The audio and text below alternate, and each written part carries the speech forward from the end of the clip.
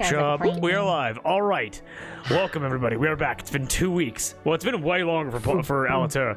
But this is going to be a little almost bit weird. a month. About a month for Allatour. We played on the leap day. Oh my last. god, we Right. did. We can only play once every 4 years now. Yeah. So, good night, everybody. What? The curse. Oh, the curse. Oh, right. Well, we have to play The Allatour in curse. 4 years then, if we're not done. Which, if I pace this well. And cursed it to. Also, Woo! that You know. little bit, that was just for us. I was not recording during any of that, sadly. I just saw it. That sucks. But, you live and you learn. That's okay. You know what? I prefer it be just between us. Oh, I have been there. I have been there when I'm like, no, it's this way. And somebody goes, huh? And I go, You mean I? You mean you? Me Yeah. go now. Me go Me down. saw who. Oh, Who's God, on okay. first? All right, so Ugh. with all that, do we all want to play some D&D tonight? Yes, We just hang out. No, I'm losing brain cells, please. We got it. We're so smart. All right, then for the first time in 2 weeks, a deep and cleansing breath, and we can hop right in. Sound good? Yes. All right, then everybody, please join me.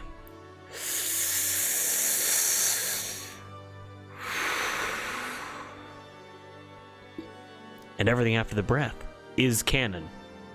Now, it's like a comet passing in the sky. I did write a recap. So, a very quick recap of the last session. We had a successful rescue. We had the reveals of many secrets. And we had some relaxed bonding conversations on the eve of Shoutout's big plans. With Wax's identity revealed to all and Le Jolie, with the true Cassiano Alwyn Pavel safely within Herbe Courte, and with Alwyn and Adelia ready to converse with you all over supper, there's much to do in a short amount of time. You may all take a long rest and be all healed up, full magically and physically, and besides Hathor and Wax waking up particularly hungry for protein of the carnivorous variety, you all have a few hours free until dinner time. So is there anything that any of you want to do before talking with Alwyn and Adelia again? Basically, just kind of set the scene for it. The supper with Alwyn and Adelia will be like the progression point for a lot of things. So if there's any other knots you guys want to untangle or strings you want to cut off, now is the time to do it. So the floor is yours. Okay. You raise your hand first, Moss. Go ahead. Yeah. It doesn't need to take long, but Hathor, I think, wakes up in a cold sweat and goes, oh, he's gonna turn into a vampire, and runs to where Cass is. Okay. Not Wax, where Cass is, and it's just going to start, put a circle of salt around his bed,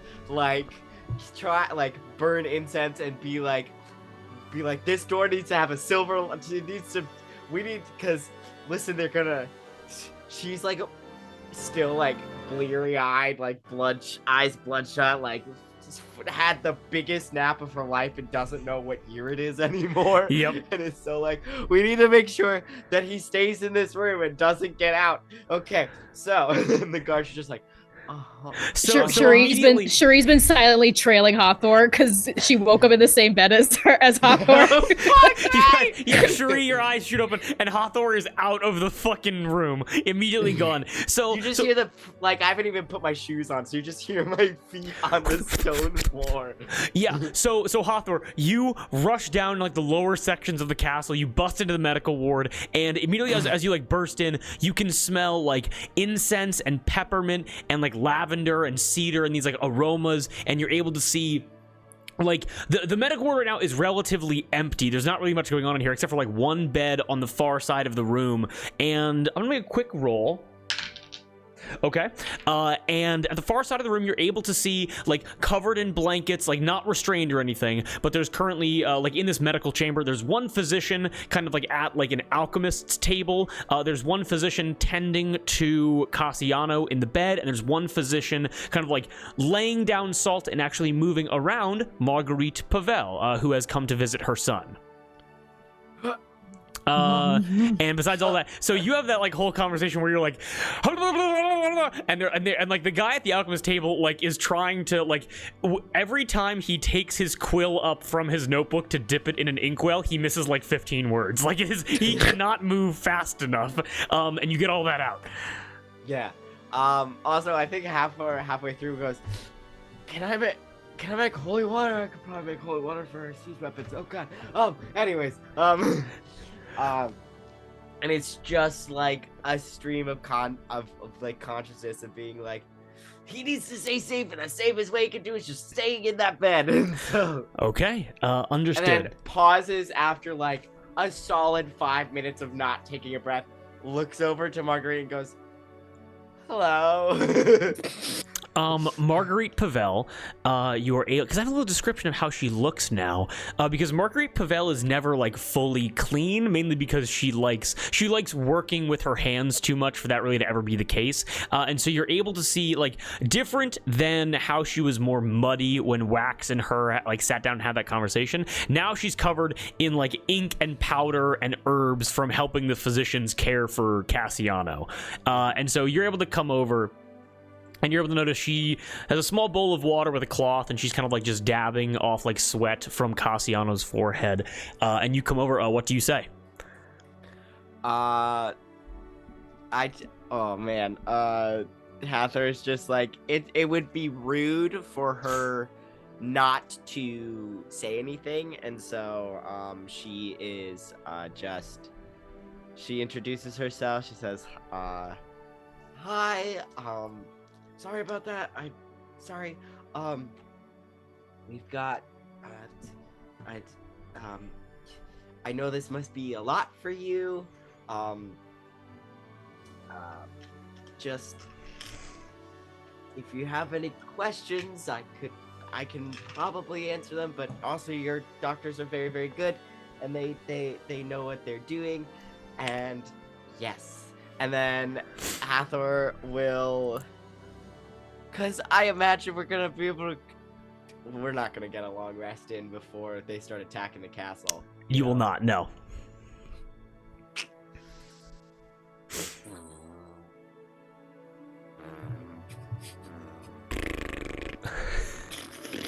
Helena Pavel. No, I'm just kidding. Hathor awkwardly, like, kind of dips her head, waits a beat if Marguerite wants to say anything, but then it's just gonna turn heel and very stiffly leave the room. So Marguerite is quiet in the way where like it's almost inviting you to leave, and she takes a long time to figure out what to say, and she then, like, as your back turned, as you kind of are walking away, she just quickly says, "So you're one of the ones that brought him back?" Yes. Hold on. The 19 on the die. In a moment of maturity of her, still clearly like very emotional. Hathor, as you kind of engage your conversation, give me a quick insight check on Marguerite. Ooh.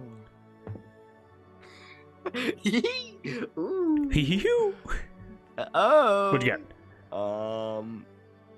So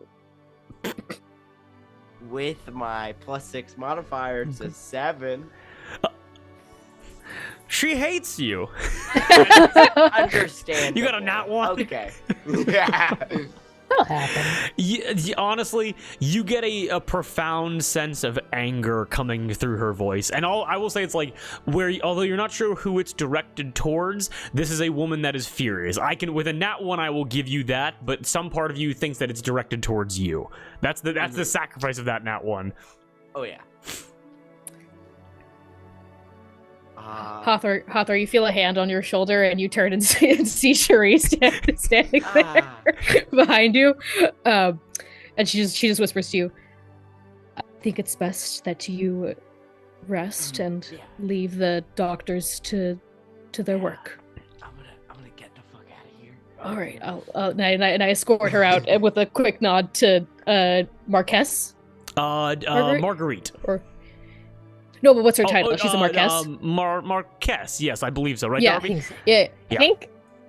I think so. Yes. Sure. As somebody who's Yes, read a yes. lot of historical romance, yes. Excellent. Okay. All right, I give a nod to the Marquess, Marguerite, as we go.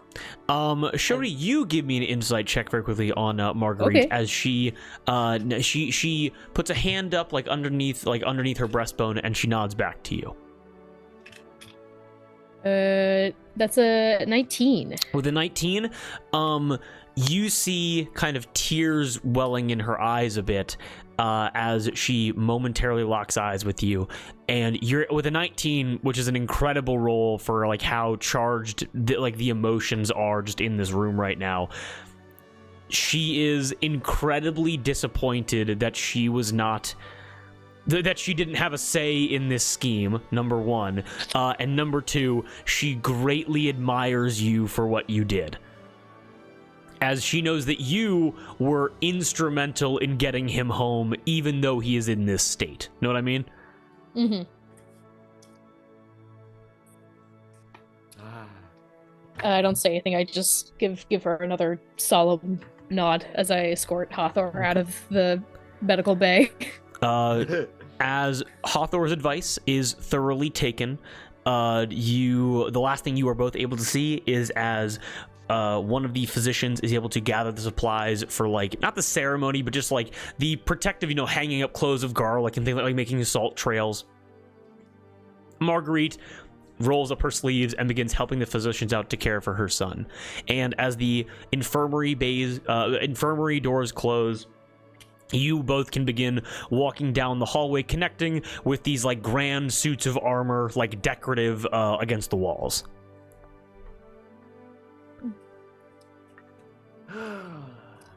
I'll escort Hathor back to her room. I have something. You go ahead. No, go ahead. Well, Hathor's just kind of muttering to herself, can I do this? If I can do this, if I can do that. Drew, I have a quick question. Yeah, what's up? Can Hathor make holy water? Okay, I will say two things. One, if you would like to expend spell slots to do that, absolutely you can. I will also say, if you want to give me, I'm going to say because we're only level 4, if you want to give me a DC 18 religion check, you can also do it without expending a spell slot. But it would take an action in combat, if you know what I mean. Well, I was thinking ritually ahead of time. Absolutely, yes. Go ahead and give me just a DC 18 religion check. I'm flipping my coin.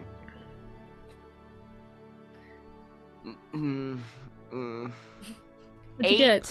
An 8. I will say that for every spell slot you want to expend, you can make 3 vials of holy water. Okay. Okay. Excellent. Okay. So we have Cherie and Hathor continuing to walk. And any conversation if you want, absolutely. Yeah, I think catching Hathor mumbling, Cherie was kind of stop her in her tracks and go, Hathor. There is a reason the Pavels have exceptionally trained physicians in their field.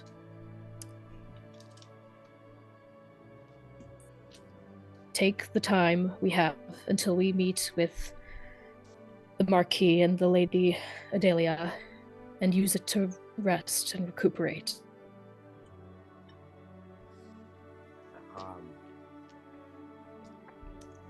I will spend it wisely, yes.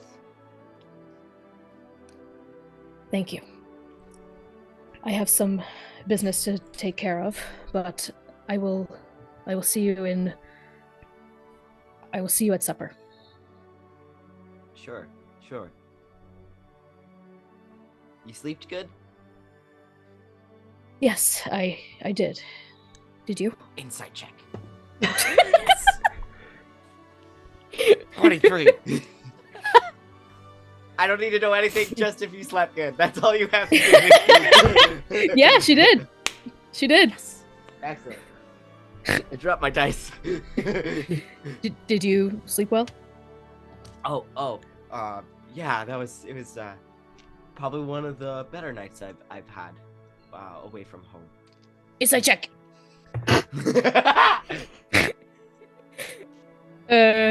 Ted. Yeah. All right. There's a lot of eye squinting going on back and forth. Did you? Oh, yeah. Did you? And you? Out. Okay. So Hathor, anything else real quick before I just cut to somebody else? I would like to spend some time. I will spend a spell slot on it. I want to make 3 vials of holy water. Not a problem at all. Hathor comes from a very piratey background in the Arbor. How would Hathor make holy water? She would ask for a copper basin, and if they don't have one, just a copper pot will do. Okay. She will set it down in her space. Ritually light and set the circle. She'll create a basin of water in it, and then scatter rose petals, and then also different like rose petals, and then in addition stuff like lilac, and I'm looking at my flower. Okay, got it. stuff. I was like, homie, we can't really hear you if you're gonna turn away from the microphone. And lilac, and then oleander mixed in there as well, and then a sprinkle of salt to turn the water like in a whisper of magic to make it briny like seawater. Yes, absolutely. And then the flowers kind of melt into this pink and purple and white like spiral of color in the water as it starts to bubble and boil and starts to let off this beautiful perfume, this excellent scent, as she bottles 3 of them up, and they are pink swirling glittery vials of holy water from Aphrodite. Phenomenal. And although like the boiling that you kind of described does cause a significant portion of the water to evaporate off, you were able to fill 3 potion vials full of holy water. Yeah, and I give them to Cherie, and I'll do those. I would like to do a quick scene with Wax later. Of course, yes, absolutely. A beautiful, small little ritual that as you are doing this, what I would imagine to be simple yet taxing to imbue water with magical properties, you are able to feel, as you are now well rested, my phone is going off, as you are now well rested, you can feel just the slight touch of soft fingers kind of brush back a strand or 2 of your pink hair, and you know that in this moment your goddess is with you. Yay! Wonderful. Now, just to make sure, so Wax, what do you want to do? I would like to, grab a quick breakfast from wherever I can find it, and I want to go and find Hathor. Okay, perfect. And then Shuri, what do you want to do? I wanted to go find Wax. Okay. Oh, Excellent. Right after, I'm gonna say just like in a general like lounge area, Hathor, like getting a copper pot from the kitchens, you're able to do this ceremony, and right as the last drops are dripping into the vials themselves, you are all able to convene in this room. If you want to break off into individual pairs, you definitely can, but you all are able to find each other pretty easily. Hathor like seals them with wax. Dun, dun. And then goes, "Oh, good, you're both here. Here's one for you, one for you. Since we are fighting something that is probably going to be vampire spawn, if you get overwhelmed by a horde, throw that down at your feet. It should create a radiant effect and hopefully give you time to escape." okay. Thank you. I'm adding it Yes. to my inventory. Absolutely. Good idea. Yes. Thank you. Holy water. Pink. Luxury. Pink. Pink. Okay. Oh, and also in my walking here, I had my hood up and I was being very Okay.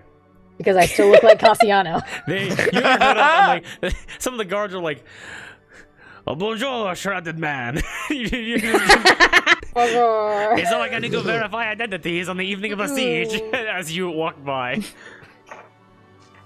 I am good. Don't worry about me. Yeah. It's like, who are you? That's okay. That's okay.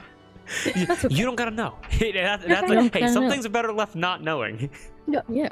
Okay. Yeah. All good. Once we have those tucked away, I will turn to Wax and say, "A promise was made to me by who I thought was the Honorable Viscount. Are you to take on those promises?" Yeah.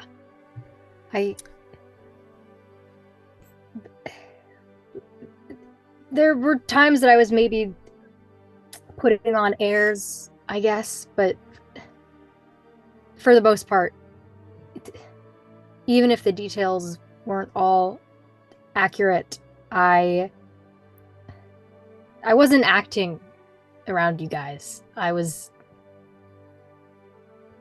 myself for the most part. Anything that you didn't like about the Cassiano that you knew is something that you probably aren't going to like about Wax. Noted. Then, while it is not the early morning that I am accustomed to, are there any secluded courtyard areas to spar? Oh. There must be. There must be someplace we can go off to train. Then I hope you are good on your promise. Lead the way. Oh, okay. I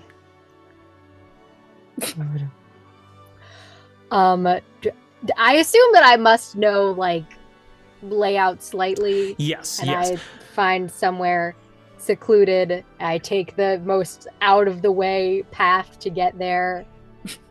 So there are like elevated kind of like green garden areas. You could also go outside of the castle and down the hill you had to ascend to get to the main castle and go to like basically the inner town like within the walls if you guys wanted to go there. Totally up to you though. Probably I think the elevated green spaces I think All good. sound good. And I say to Hather, I think you're welcome to come if you'd like. Yeah, of course. Can make sure nobody gets too hurt. Actually, if you'll trust me on this, I'd like this to be private. Of Okay. course. Thank you. As we leave, I kind of say to you in the hallway, you're not going to kill me, right? Why would I do that? Pause for that. Insight check. Insight check. Wax, you are standing next to a monster hunter. Like someone who is so good at murdering. Monster. I rolled a 7. Are you going to kill me with a 7? With the 7? Hard to read. There's a not zero chance. Okay. Wax, I'm as you're leading, you look back and you just see that massive, heavy sword, like just in its sheath on like Cherie's back, as she is just mad dog in the path ahead. I head on. I just kind of keep like I'm mostly looking forward, but I keep like.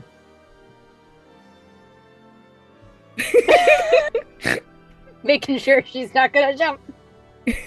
She's in the same spot every time you turn around. Yeah. Like a cryptid. Mhm. Oh. Her impeccable posture. Yep. Just And I bring you to a secluded courtyard. Mhm. excellent.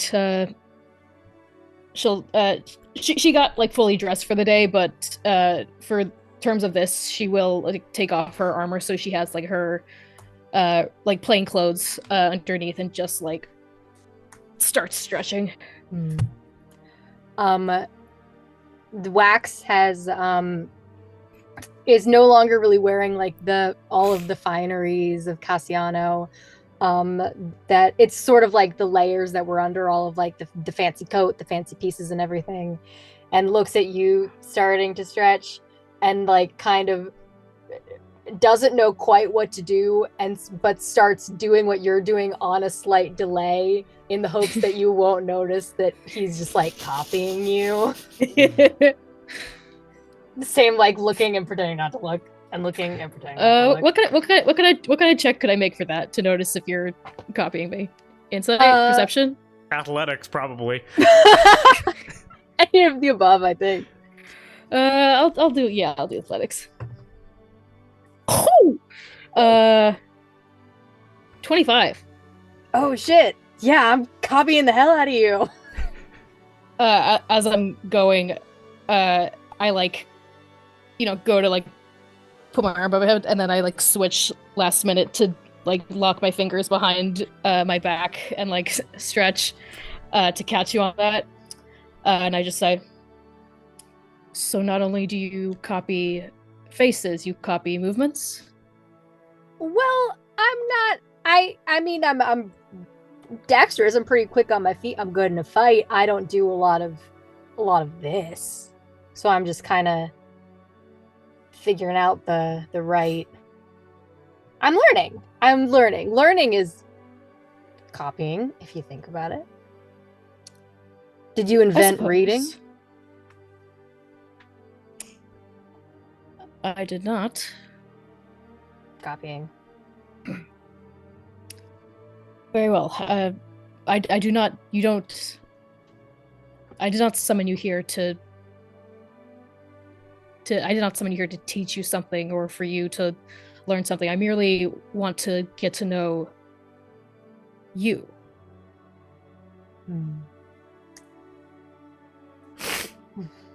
Well. Is how I've seen you fight before? Is that how you normally fight, or is that another act? That's how I fight.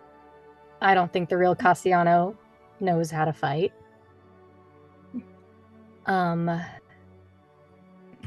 am from the Feywild. I upset a powerful acquaintance of mine and got myself in some hot water, and I cannot go back, along with some other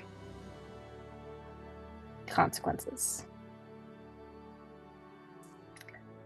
And now I am here, and I do this, and I play pretend for rich people so that they can be the hero that they think they are. And do you think you've learned your lesson? Well, I kind of bring my hand up, and little bits of kind of the magic that you've seen Cass Wax do. I kind of conjure a little bit in my hands. I don't think I have, because I'm pretty sure that I didn't used to be able to do this kind of magic, the oath paladin magic. It started when I found myself banished, and I'm pretty sure that it's pure spite. I think that that's the oath, and it's still working just fine. So I don't know if I learned what the person who banished me intended to teach me. Well, fey creatures have a long lifespan, so I imagine you have plenty of years ahead of you. We'll see. I'm pretty good at holding a grudge. How long? How long? How long were you planning on pretending to be the Honorable Viscount?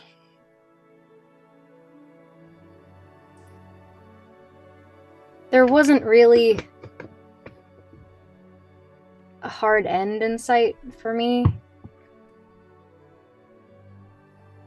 I knew that it had to end eventually. That eventually they would decide that Castiano was ready, or someone would find me out.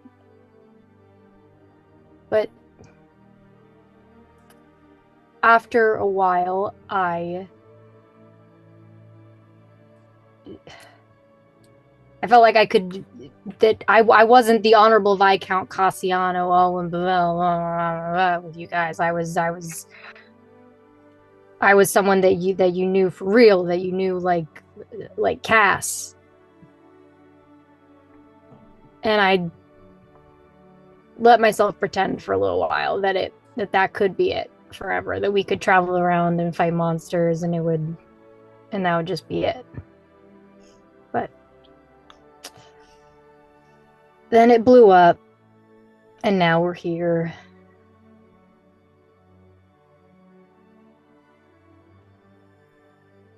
Well, I appreciate you coming forward about this. I think it's very noble.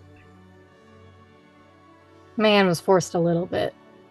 I don't know if it's quite noble, but I appreciate you saying that. This conversation would have happened regardless if I knew who you were or not.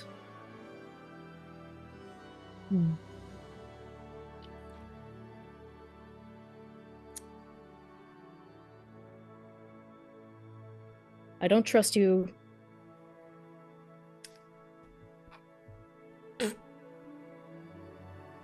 I'm not there yet. You don't have to trust me yet. I wouldn't either. But I do need to know one thing. If we are to continue on this journey. Did you ever, or do you ever plan on bringing harm towards Allatour? No.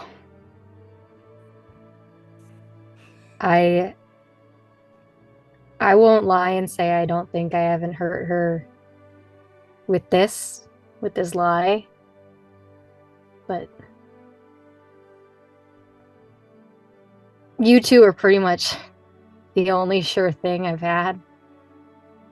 And if at all possible, I don't want to lose that.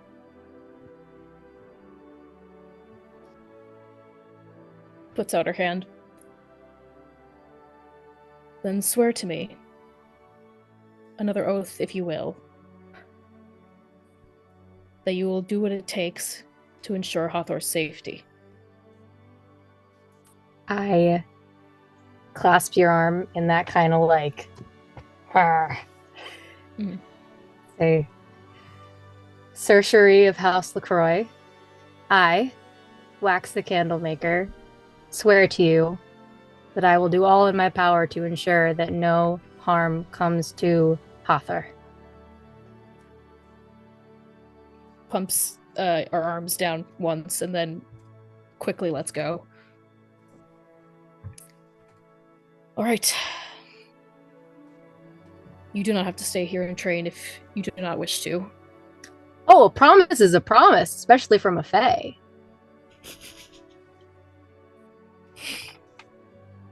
That is true. And I kind of true. I try to do a very poor fighting stance because I know it's gonna go poorly. It's gonna go bad. Make sure it's on low. You can have the first one. Oh, you're fucked. Kind of run at you like I'm gonna grab you around your middle to try and like get you. It's like running into a brick wall, I'm sure. You know they know what they're doing if they call the waist the middle, so...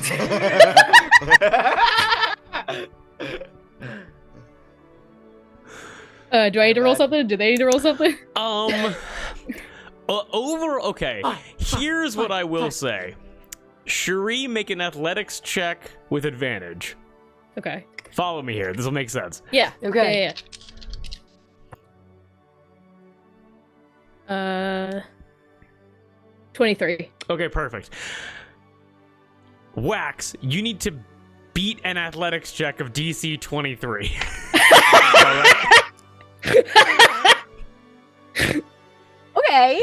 Yeah. Okay. Yeah. Yeah. Well, meet or beat. Okay. Okay. 9. 9. 9. Shuri, you're trained in a lot of combative styles, like monster hunting, fighting people, fighting those, like dueling, things like that. What is focused on in this session? Is it, or what does Wax want to prioritize? Is it like hand to hand? Is it dueling? Is it like fighting multiple opponents? Like what's going on? Wax is probably a much more dexterity focused fighter than Shuri is. So I guess it's maybe like utilizing that towards an opponent that's like stronger and bigger, and knowing like balancing against that kind of opponent who is much superior in terms of strength. Okay, got it. So if I'm hearing you properly, that's like in a way like martial arts essentially. Like, is it bladed or is it like hand to hand? Like, what are you trying to get at? Probably the Wax takes one look at the sword and is like, can we do it, Dan? Your big sword and my rapier that just kind of goes wop, wop, wop, wop, wop. It's made of aluminum. Yep. Excellent. Kate, what martial arts do you think Shuri would know?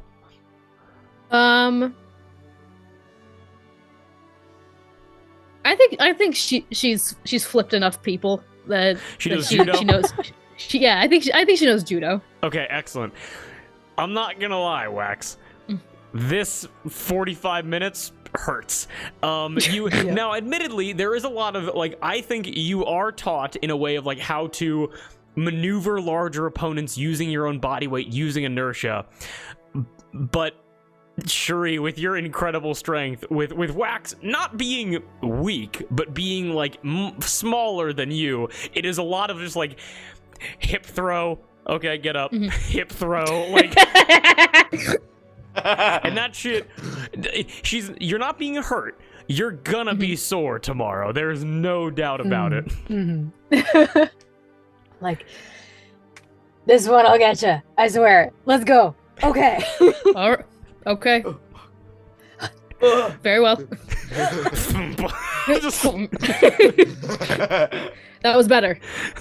It was? Yes. Okay. You're improving. Go again. Okay.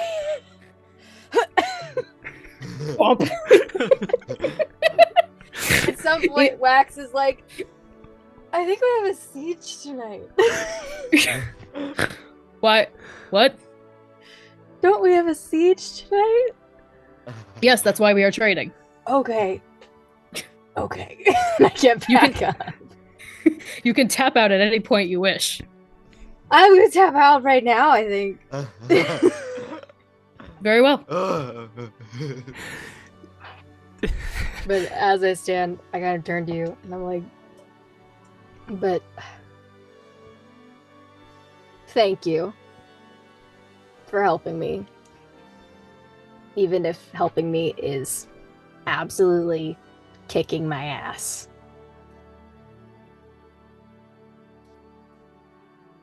I was not always as skilled as I am now. Everyone starts from somewhere. While I know that it can't be true, it takes very little effort just to imagine you springing into being exactly as you are now, straight from the start. It's a fantastical image, but no, even I don't hold myself to that standard. All right. Shall we go refuel from our training? Yes, I would definitely recommend hydration and refueling. Yes, I have something to do, but I will see you and Hathor shortly. All right. Okay. And I put my hood up again. Full string, so it's tight. Okay, got it. Just hold. As you guys are parting off, just like a chef taking a break 3 stories up goes like, she didn't let him flip her once. I don't know what did he learn from that.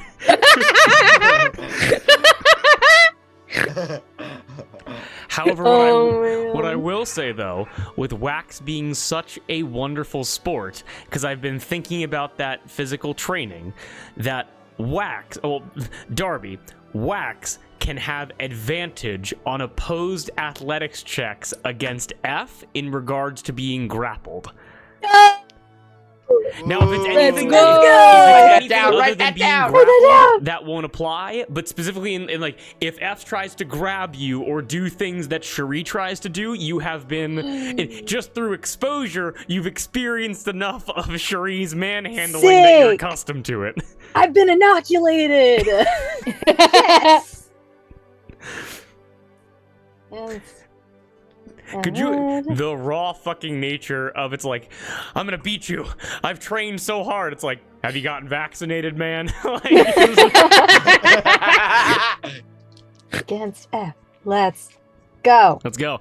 Okay, excellent. And we're actually gonna focus on Cherie then very quick, because as Wax and Hathor meet up, that's probably gonna be the last thing that happens before the supper time. Yeah. Make sense? Okay, so Cherie, what do you want to do? I wait until Wax is left, and then I wait some more. Did I hear that, chef? Calling out my teeth. Okay. Beat like I'm 15. I don't. Nope, he's just one half of the old guys from the Muppets that just walk every show. The other Muppet is on the potty. He's worried. No, he's just occupied right now. Okay. Just because I'm out in the open, I will go back to my quarters once Wax is left. I go in, I lock the door, close the shutters, and I pull out the sending stone that Wax gave that F has the other half of. Okay. And I press it. There's a couple seconds of silence as she's trying to put her thoughts together. And then she says, "Thank you for saving them. And damn you for infecting them."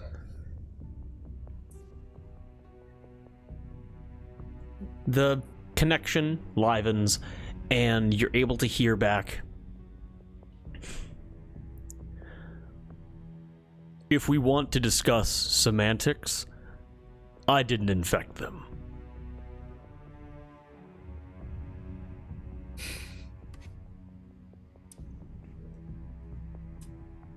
It's all the same to me.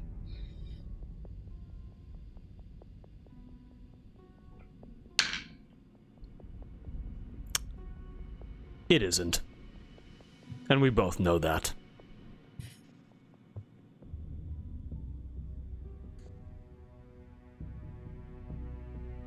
Don't presume to know what I do. You don't know me, and I don't know you. I think I understand you better than most people would. So prove it.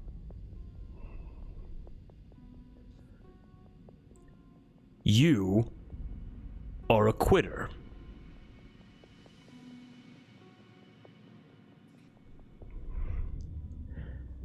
Because when I lost, of course I switched sides, but you just stopped fighting entirely.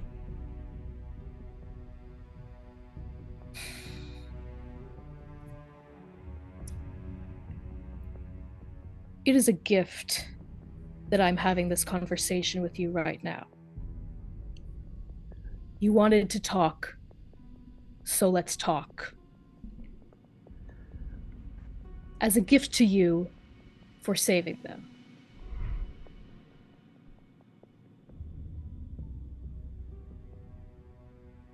Who gave her the sending stone again? Is this the one that she shot into you?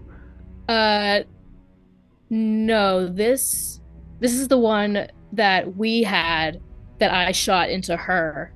And then Wax had the other one, and I was like, hey, can I make a collect call, please? Okay, got it. Okay, so there are two sending stones in play right now. One, so you both have, so one of you has a sending stone that goes to Sharietto, and one of you has a sending stone that goes to F. Yes, I have the one that goes to F, and I think Wax still has the one that goes to Sharietto. Understood, got it. I will say that I am curious, because you are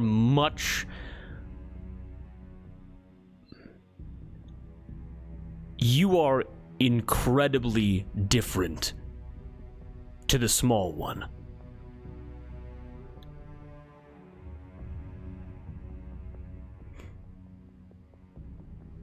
I was lucky.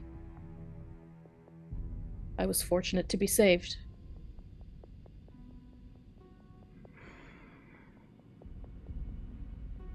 Give me a quick persuasion check. Okay.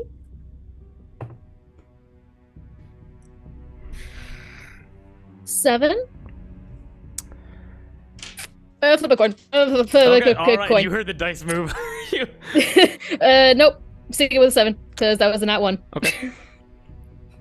I think the coin's back up. Yeah, but then I can't flip it again, try again, right? No. Okay, it's fine. Well, surprisingly, not even kidding, 3 on the die plus 3 is a 6. She says to you, she goes, you said it was the LaCroix, right? That was the name that you spouted off before my men tried to run you down. Yes, the name that saved my life and made me the person that I am now. That is the name I said before I killed several of your spawn.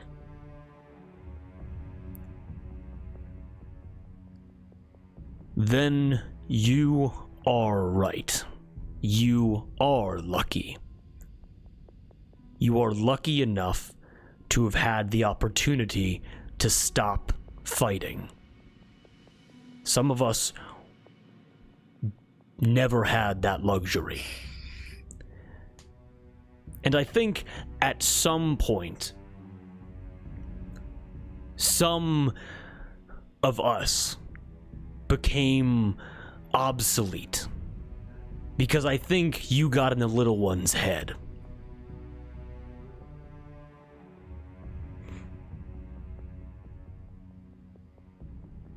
You refer to Winter Scott Key, yes? I do not refer to him by that name. But yes.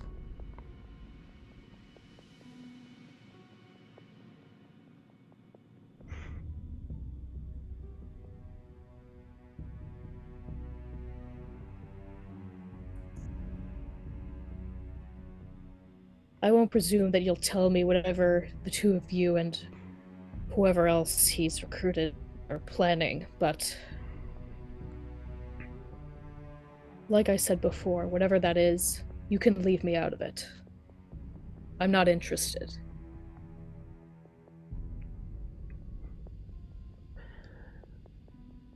You seem to have dedicated your sword in a way that is incredibly interested. If you truly do not want to be harassed by us anymore, then go back to retirement. But as long as you are inside of those walls, as long as that sword is in your hand, I can guarantee that mine will be there to clash with it.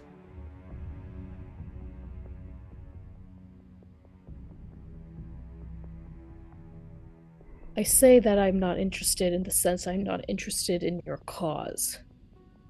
What I am interested is wiping you, the little one, the wolf, and every single member of your army off of this plane, because I am not a quitter. And I hang up. And you hang up. And baller fucking conversation with F. Little bits of tidbits here and there. As we, is there anything else you would like to do? No, I don't know how a sending stone works. how you hang it up, per se. But I think she does end the conversation, but that combination of not a lot of proficiency with how the magic item works, and just the tension of the moment being so high. As soon as she says that line, I think she just chucks it across the room. Are you trying to get rid of it? Or you just want to throw it across the room? I just throw it across the room. Okay. It immediately, like it dents into the wooden wall. Like you basically throw it inside, it dents in, and it clatters to the ground. Yeah. The message is definitely received that you hung up. Don't worry. And with that, is there anything else you want to do before we cut over to Wax and Hawthor? Nope. She's just gonna sit in the darkness for a while. Okay. Understood. Then I'm going to switch the music back over, and we're going to go over to Wax and Hawthor. Wax, you're not going to be sore for the next 6 hours, but you're going to be sore tomorrow. What? You were able to find Hawthor in the same sitting area, Moss, I'd presume? I think she's pulled out, like, a diary that she has, and is furiously catching it up on everything that's happened lately, and it's just... Dear diary. Dear diary. You ain't gonna believe the... Diary, you're not gonna believe the fuck-ass shit that happened to me. I have hair growing in weird places, like on the front of my neck. Like... Ah. I don't Is this know what how puberty to feel. is? Again?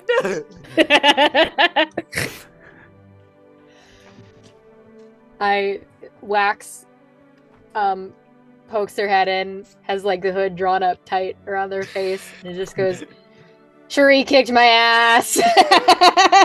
And shuts the door, takes the hood down. Yeah, I could guess that much. Yeah. I think we're good though. Yeah. Good. All good, yeah? No, you guys gonna be okay? Yes, I think so. Okay. Cleared the air a bit. And I want you to know, any questions you have, or any I don't know, anything you want to know, you can ask, I guess. But... I mean, is Wax, are they in their base form, or? Still looks like Cassiano at the moment. Okay. Like, do you like that form? It's kind of complicated at the moment. That was actually kind of what I wanted to ask you about. You mentioned yesterday that you have disguise self, and you could turn into someone I want to look like, because I can really only turn into people I've seen, and the Marquis has made it very clear that I am not to use his son's face any longer. But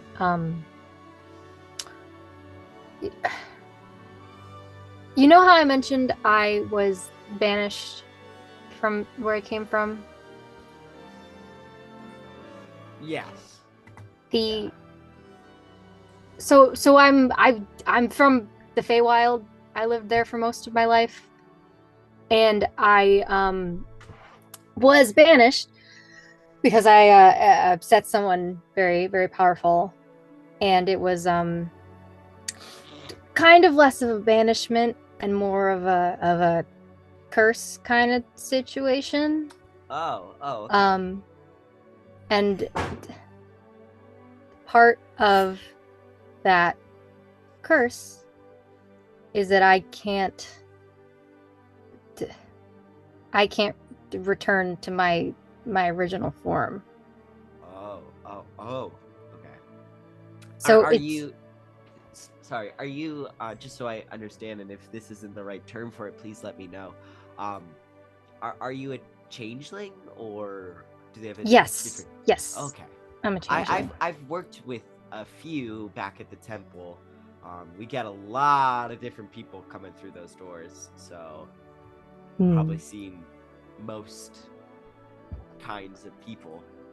And yeah, that's what I was confused about, because I know that usually changelings have like a base form. Yeah, it's So it's not that I didn't trust you or that I didn't want to show you. It's that I literally can't. oh, that's I mean.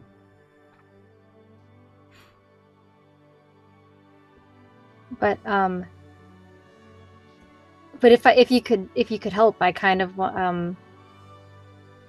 I don't know if I could describe myself to you. It's almost like I can't remember, but I could try and make something that could be mine, at least, I guess. Yeah, of course. Yeah, that usually is how curses work. I know hags are also from the Feywild. You didn't like upset a hag or nothing, right? No, an archfey. Ah, perhaps worse. Perhaps. But you'll help? To the best of my ability, of course, yeah. Okay.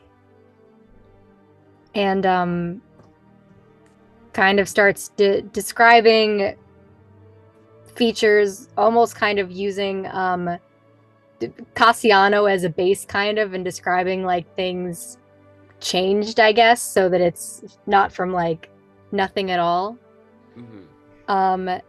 And as Wax kind of starts to describe the different features, there are little things that kind of sound familiar, kind of stick out a little bit, as he kind of says like, oh, the color that he describes is very similar to Cherie's. The eye color that he describes is similar to Blurceau's. Lots of freckles like Hathor has. But there are little things too that are slightly different, maybe of someone you don't recognize, of a narrower face, much taller and lankier than Cassiano is. And eventually kind of happy with it, leaves it with that. And I made a Picrew. Oh my god, send it over. An updated Picrew. I will pull it up on the stream as best I can. Here, I gotta move my windows around so I can grab it from my desktop. Crazy. There's too many windows. Too many winders. Too many winders. Giving them Moss for their new office. I just cut over to the player character tab, and the first thing I see is Higgy and Hathor being intimate. It's so good. He's very good. Is that what's there? Yes. If you want to go over and see Hey Ooh. yo! Hey yo! Hey, mama. Oh mama! Hold on, wait 1 second. I can get this up. Boop, boop. This is gonna be a little bit sloppy, but just trust me real quick. We trust you. I forgot. Oh yeah, it's right there. There you go. And my guy. Oh my god! Ah. Look at him. Ooh. Looks so nice. Also, shout out this artist right here. I'm gonna link you in the description. Thank you for this wonderful creator. Maria Blowers. Maria Blowers. Yeah. Blowers. Yeah. Looks absolutely great. We love your Picrew, Maria. Yeah. We Shout love out your Maria. Picrew. Awesome. Yes, that is the brand new wax. Alrighty. And I'll expend another spell slot to Thank you. look like. Wake up, besties! Wake up! Wake up! Wake up! Wake up, the panic guard! I will spend another first level spell slot to make myself look the way that Picrew is described. Okay. And I do my best to follow exactly, to take no creative liberties, to follow exactly what they say. Okay. Kind of looking at you, Wax's form shifts into that of the person that they've described. And kind of... There's a Spider-Man meme with you. And kind of finds a mirror somewhere in the room and kind of like takes it in and like adjusts the clothes and everything and just okay. Does that feel better? Yeah. It's closer. Okay. Thank you for this. Currently, I'm going through maybe just a fraction of the feeling you might be having, with body not looking the way it's supposed to, and so it feels good to help. Thanks. So I can't do much about the hair. Still. Yeah, that seems to be a constant, but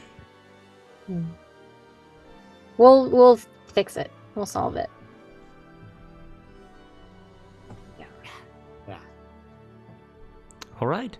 Yeah. A All right. beautiful and wonderful scene. Is there anything else? Now, I know I said before, probably going to go to supper time. Is there anything anybody else wants to do before we head over to supper? Nothing for me. I'm good. No, and no? Okay. Then the sun is beginning to set as you are all able to reconvene in the private dining quarters of Herbe Courte, reserved for nobility. And as you are all able to walk into this dining hall with a luxurious spread of food laid out before you, we'll take a very quick break. I'm watching my shows. I love it. I love it, love it, love it. Have you ever thought about the fact that if Cherie and F ever just sat down and have a conversation, we'd get a lot more lore than the vagueness? Like, you ever think about that? Where's the fun in that? Exactly. When I could just beat the shit out of her, she could beat the shit out of me. Yeah. And it'd be hot. A big lady fight coming up. Big lady fight coming up. But yes, I'll watch. that's It'll so much fun watch. to watch. You guys are very fucking good at this, and I cannot wait for when we come back and hop into supper time. All right, everybody, get excited. We'll be back soon. Peace out. Dinar.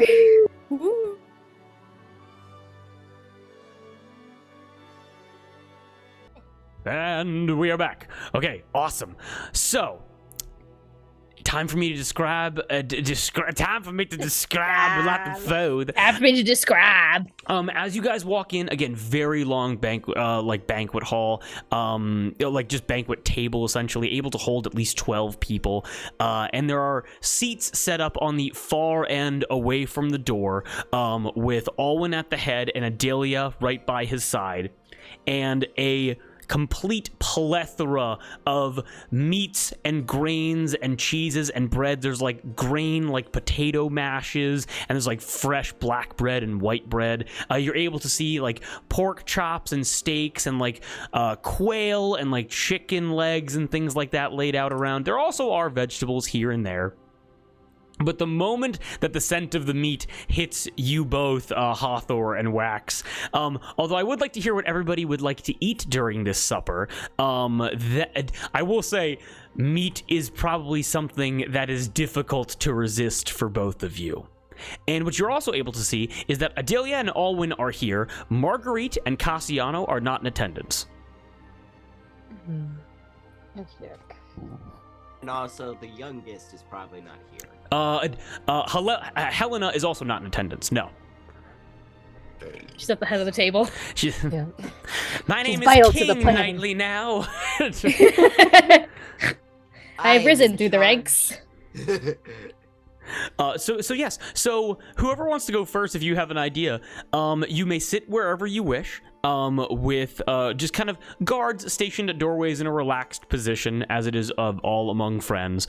Who would eat what? What do you guys eat for dinner as your characters? I think Cherie would go like the practical person at a buffet. So it's like just meats, because carbs take up space. So she's going for all the proteins, getting the vegetables in there. There's no, it's an indulgence for her, but to a normal person amongst this buffet, there is not an indulgence on her plate. Okay, so all very functioning. So you have a little bit of chicken, a little bit of pork, a little bit of steak, a little bit of like ground beef pie, and with like vegetables scattered here and there. It's a very functional meal. Make sense? Yeah. Got it. Okay. It's fuel. It's fuel. So Wax and Hawthor, what are you guys chowing down on? Wax is going to get the biggest, rarest cut of red meat he can find and fit on his plate, along with, and then he realizes how that looks and gets like a few veggies just for show, but also gets like a sweet pastry or something and a glass of wine. And so looking at it, it doesn't make a lot of sense, just visually or nutritionally. Okay, you're able to see like a beef Wellington, like almost like the size of a loaf of bread, and right in the center where the meat is like bordering on, like, you know, it's cooked, but like it's bordering on raw in the center there. You're able to take that, and just the iron like hits the back of your throat. I take that. I go to pick it up with my hands, and then I am like, wait, and I use like the tongs or something, and very. Okay, perfect. And then Hawthor, what does Hawthor chow down on? I think Hathor, her first instinct, and then she like hears the voice of her mother in the background. Her first instinct is to fill her plate with pastries. Okay. And like sweet things. And then she stops, looks at it, takes another plate, and starts filling that one up with veggies and grains. And I think she does her goddamn damnedest to avoid any rare meat possible. You are able to avoid it. That is not a problem at all. Although, just like probably whether or not it's like an etiquette thing or like an instinctual thing, just like how like Wax, you mentioned that like going in with your hands, like whether I'm not sure if that was etiquette or like an instinctual, but kind of like Hawthor was like you just kind of like looking at the food that you want. You catch your hand sliding towards the meat, and you kind of have to like jolt yourself back. And then she will get herself some grape juice. Some grape juice, excellent. Server comes over, happily pours that for you. Just a wild spread all around. Cherie also takes some like leaner meats, like chicken or like turkey, whatever, and she'll push it in Wax's direction. And get it, and I'm like, okay. Fuel. If there was a fantasy equivalent of a protein shake, Cherie would be drinking it. Yep. I've got all This the is major food peanut groups. powder. It's made from ground up peanuts. You mix it with a little bit of milk and you shake it, and it's good for you. Thank you for all joining for this supper. Although I do not believe we have been introduced. Looking to you, Wax, knowing exactly who you are. I am Wilhelm. I was fetched from town by the guards because I am a very skilled tactician around these parts. So I am here to help. It is a pleasure to meet both of you for the first time. I am Wilhelm. And I offer my I hand to imagine Cherie. Wax is sat between Cherie and Hathor too. You're able to see I am- Adelia with like a cup in her hand go, it's a pleasure. Pleasure to meet Shake your hands. you both. Alwyn goes, well, it is Pleasure to meet incredibly you. wise that we have gathered tacticians here today to discuss what to do next. The threats that were outlined to me by Cherie when I was told incorrectly of my son's passing. There is also the issue of your current conditions, which I communicated that we will get into contact with Björhe's Beset this evening during dinner. If you wish. But if there is anything you wish to convey to me or Adelia, please let us know now. Trying to remember if there's anything. Just I think- run through. yeah, I think I think we just give him- yeah. Give him the whole Of everything we know. lowdown, excluding the fact that we know that Yeah. that Wax isn't Cass. Oh yeah, I sit back and listen. I wasn't there. Oh shit! Ah! Tell me more about what went down. So you go over just kind of like running through it with like my head. You go over like vampires, vampire spawn. We got a wolfen. He's basically he's a werewolf. And evening is approaching, and something's gonna happen tonight. Correct? Is there anything else that's Yeah. mentioned? I don't think so. Is there something we're missing, DM? I'm just asking how many bases you want to cover. I have a few spells that might be helpful to us. If it's a siege they want, it's a siege they'll get. I'm not super well versed in siege warfare. I come from a giant island. But Cherie did you tell us about that dragon underneath the castle? Nope. Under no circumstances. You didn't tell us? You didn't tell us Nope. about it? Mm-mm. That's someone Okay. she's taken to the grave. Okay. Tonight. Yep. Uh-huh. Let me just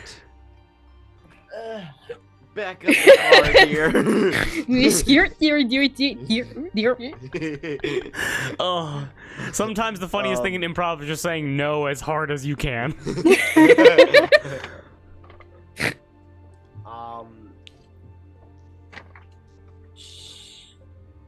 Arietto, as he's called, has a necklace that he wears that seems to be very important to him. He's not that strong, however, he doesn't need physical strength to get what he wants. If we were able to silence him, that would be incredibly useful.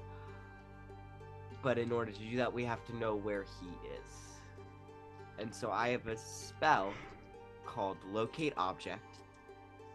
And in 1,000 feet radius, Mhm. it lets me know the precise location of an object I've seen before. Okay. And so, should we want to take the fight directly to the center, I could tell us where that center is. Adelia looks over to you. Again, someone just acknowledging the fact that you guys slept together 6 days ago. Just kind of looks to you. Pure professional. Just want to remind everybody. Looks to you and goes, I think a wise course of action would be to just reinforce the gates. From my understanding, they don't have complex siege weaponry. They seemingly only have these wagons that they use to traverse. As if I say something that you guys wouldn't have explained, let me know. But like in the whole like we recap everything, that's not a secret. Like just let me know if I'm going overboard. Make sense? Yeah. They only have carriages, and there's no way that we are going to allow carriages with unknown persons to enter into the walls. So I think reinforcing the walls, we can just simply dump boiling water affixed with sand and oil. We can fire down with ballistas. Even the larger dogs wouldn't be an issue as long as we can reinforce the gates. The problem here is that I don't think they're going to use mundane means when they have magic.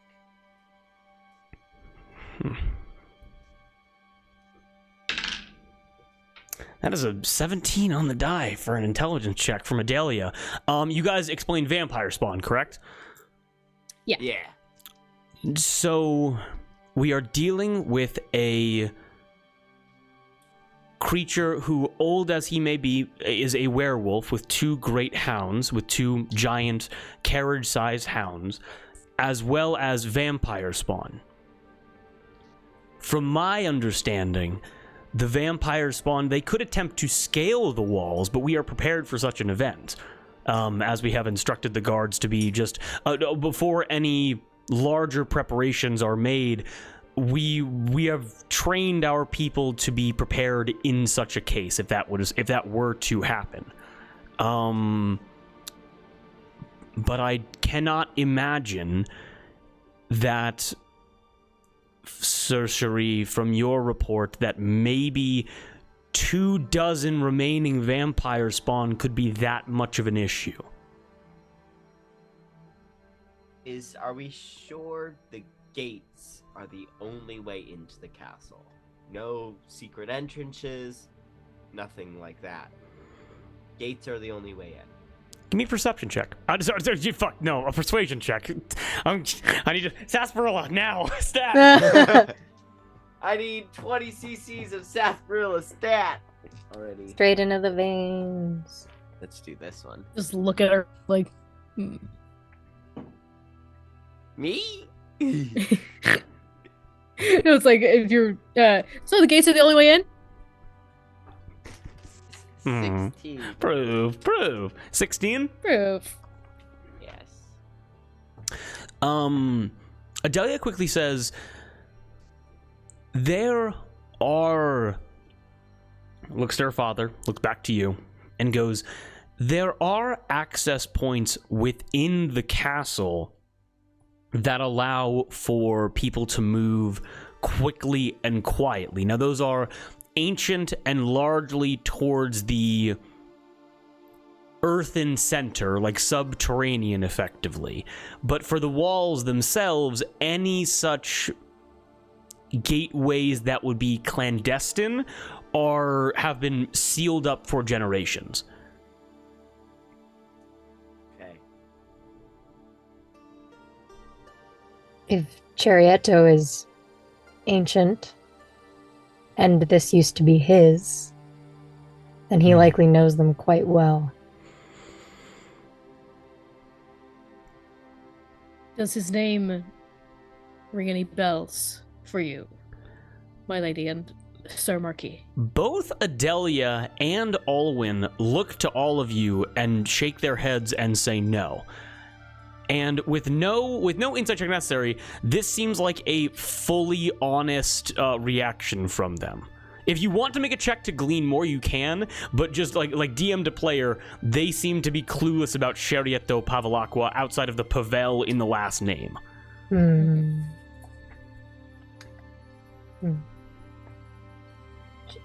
Actually, yes, I want to roll for a question with that. Yes. Does it seem like,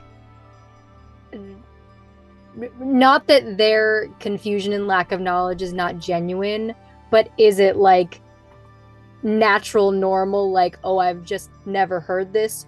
Or is there any sort of like arcane weird happenings that would that are preventing them from knowing? Okay, yeah, you can definitely give me an Arcana check about that.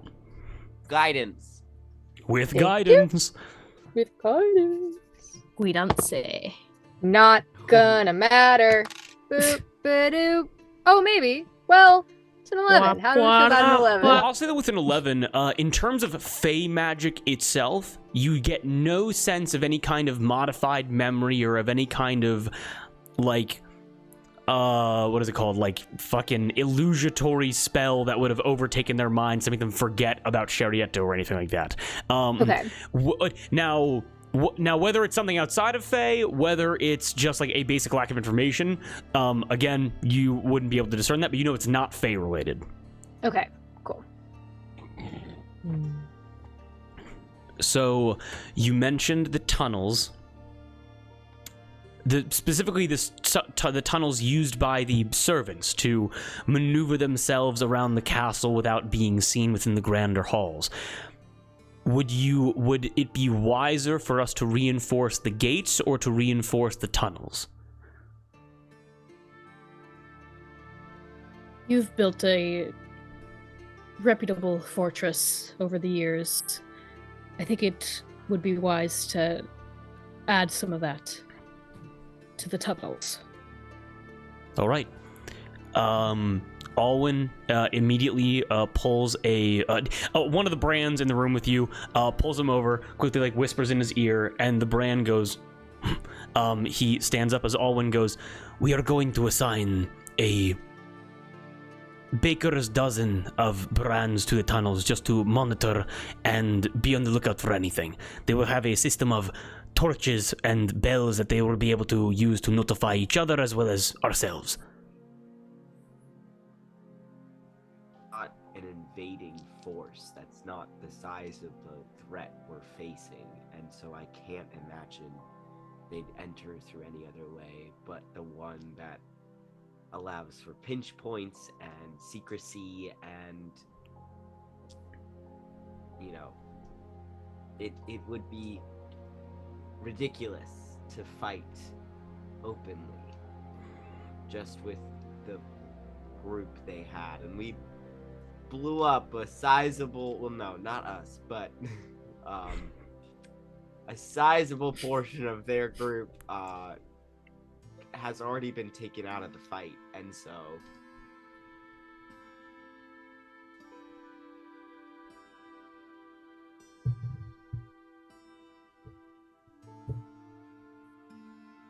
Well, we know, silver. No, that's werewolves. Well, yeah. What's good against vampires? Silver? Magical weaponry in general. Yeah. Magical weaponry. Any Running sort water. of. They can't cross running water. Radiant damage. Fire works against them. Wooden stakes work against them. Radiant it- damage. Yeah. Is there? I'm guessing the floors of the castle are like stone. Yes. Okay. Sorry, I had a very No, silly go. No, pop idea. off. Say it. Do we have the times and or means to get a kind of indoor moat situation going at the entrances to I thought about that. tunnels? Not indoor, but I thought about it. Yeah, some No, sort of like. I will say that, one, we are currently dining at the top of a hill, and two, the only water sources we have come from wells or relatively basic pump systems. So to flood the servants' tunnels would not work in the time that we have, which is on top of the fact that I just don't want to do that to my home. Cool.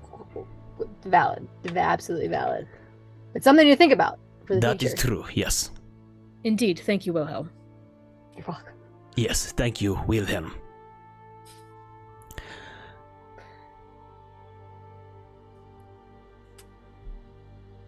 Adelia speaks up and goes, "With that, would there be anything else that we would want to prepare?"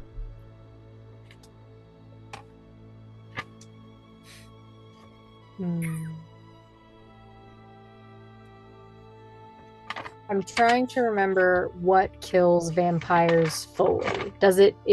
Will radiant damage do the trick, or does something specific need to be done to make them dead? For dead? true vampires, it is either decapitation and then burning the remains, or stake to the heart.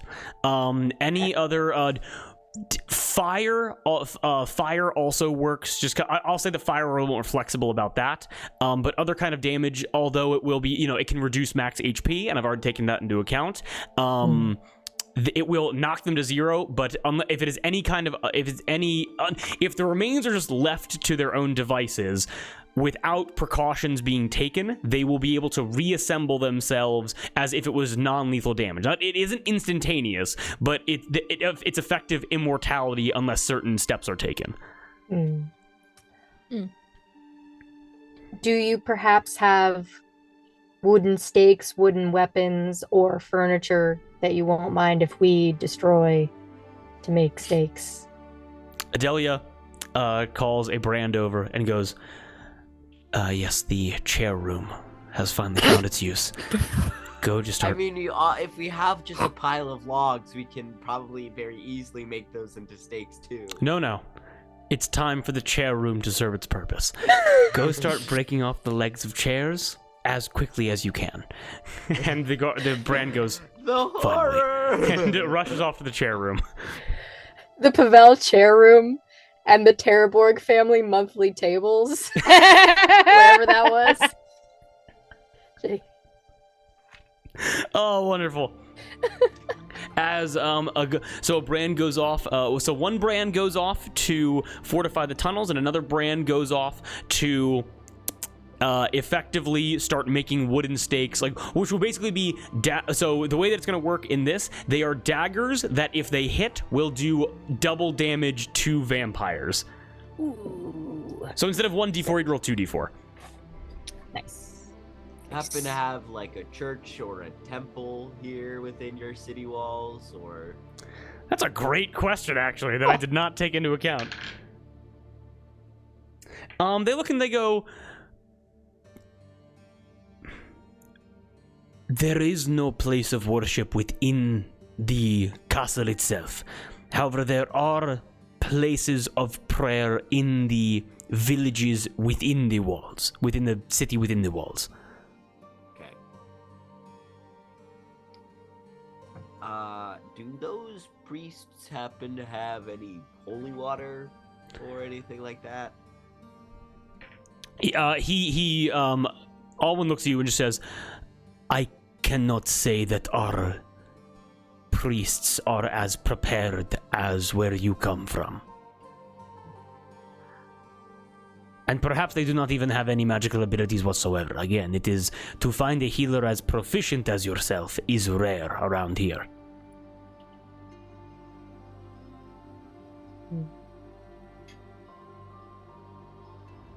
Indeed.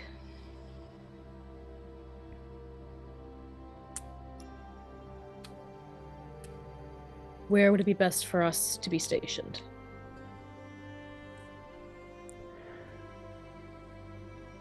Adelia looks to all of you and goes,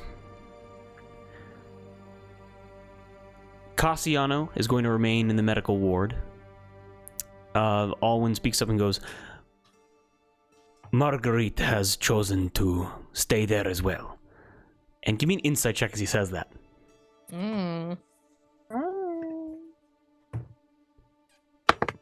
10.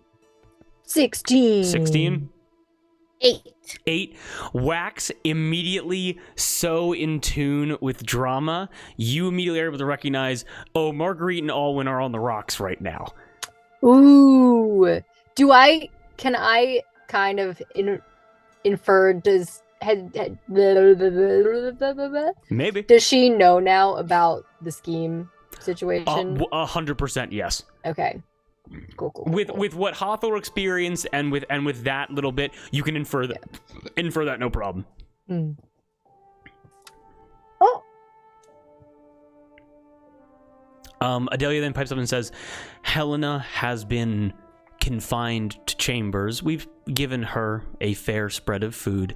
However, she is in there with 3 Pavel guardsmen at the moment, and we are both right here. If there is any location that you believe you would be most useful, you can head there now, or we can be reactive and see what is going to happen.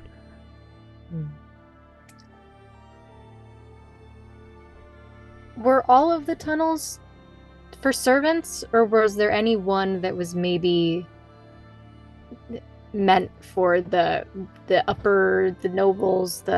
Is there any one that's like, that you happen to know is like the fancy people tunnel? Particularly old tunnel.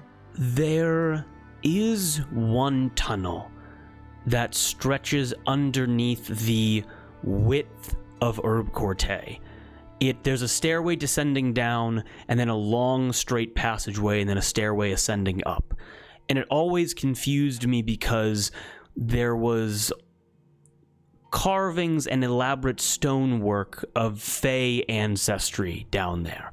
And although the tunnels work efficiently, it almost seemed too specific, too efficient, in the way of... I was always curious about it. And That Sherry, sounds to you me would know like- that they are talking about the tunnel that you were in. Yeah, I know. Oh, I know what they're talking about.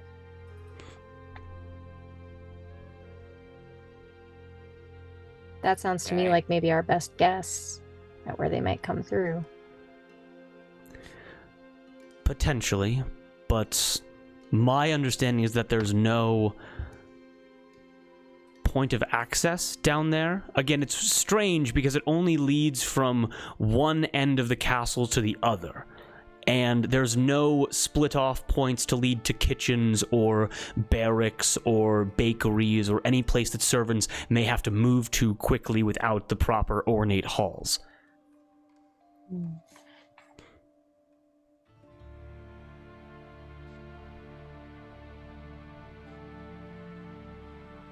Perhaps it would be wise to investigate that hall to look for any access points. Indeed. I can have the brands sent down there to see if they can find any carvings or indications of entrance or exit, if necessary. That seems wise. All right. And Adelia and Alwyn both begin properly eating. Everything kind of goes quiet as you're able to hear a hearth crackling to your side, candles flickering in front of you, as everything is incredibly delicious. Anything else that wishes to be mentioned? Well, that feel good? What? I said this is great food. Oh, you said sure. Great food.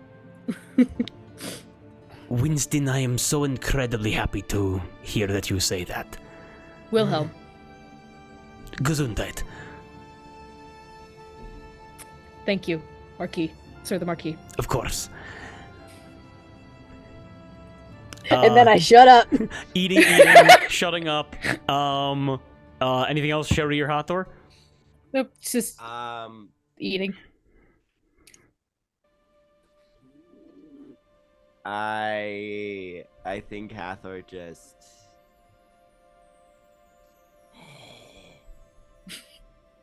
Oh? just kind of plays with some of her holy magic in her hands, just like a small hot pink flame that she weaves between her fingers as she eats to help distract her from the smell of the meat on Wax's plate. Okay, we're gonna get back to that. I find that's really cool. We're gonna get back to that in 1 second. Shuri, anything else? Oh, just quietly eating. Perfect.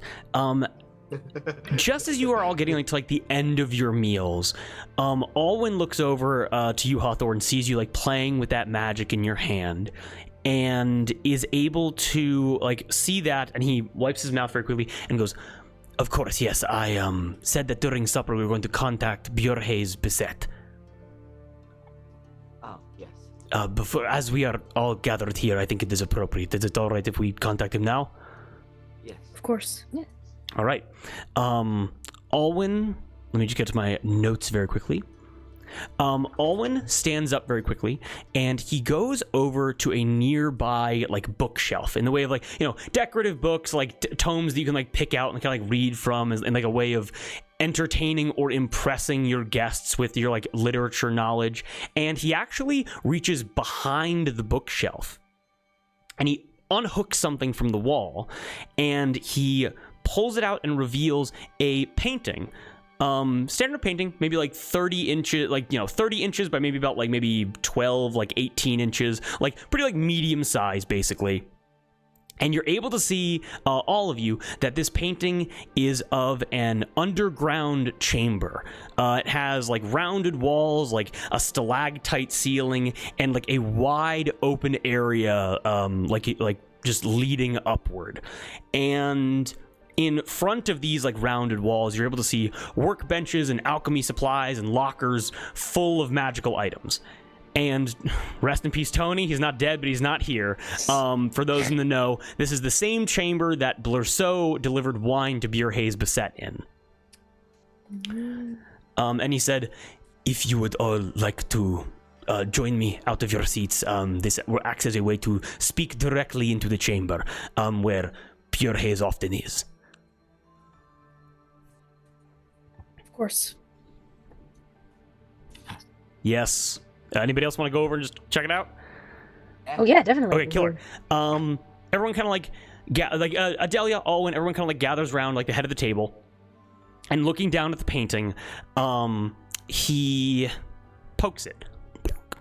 And as he pokes it, the last thing I'll describe about the environment that you see is in the center of this underground chamber, it's a large glass and metal cylinder, like the same one where those birds were shrunk from Björhe's, like back in episode 1, and it's currently empty. And Alwyn touches the painting, and the canvas and the ink begins to ripple like it's water. And you're able to notice that clearly this is not just a painting, but it acts as a window for a live display directly into Björhe's private wizarding chambers. So, as the painting begins to be updated, something is wrong. Because the image begins to change significantly. You can see that it almost works like a thumbnail in the way that it like probably held its position from the last time it was disconnected, and now it is transformed completely. The walls go from simple blank stone cave to covered in framed paintings. From the floor to the stalactites above, 30, 40 feet into the air, you're able to see paintings large and small, some framed, some still dripping paint from the canvas, plastering the entire environment. And immediately, Alwyn and Adelia look, because they've never seen this before. Like, having visited these castles many times, this is very out of place. Can I get a perception check from each of you? Someone let me know if you get a DC 16. Exactly 16. Exactly 16. Saving all my good rolls, okay? Okay. Hold on. Nope, I don't get it. You don't get it? Nope. Hawthor, you also don't get it. I don't get it. Okay. I don't get it. Wax, what you're able to recognize is looking at the paintings themselves. None of these paintings are finished. Some have just been started, some are halfway completed, and some are just at the edge of being perfect.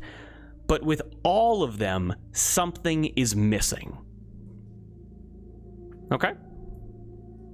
So you see that the visible floor, just basic stone floor, has these large stains swept across it in some kind of pattern. And it's a stain of all types of colors.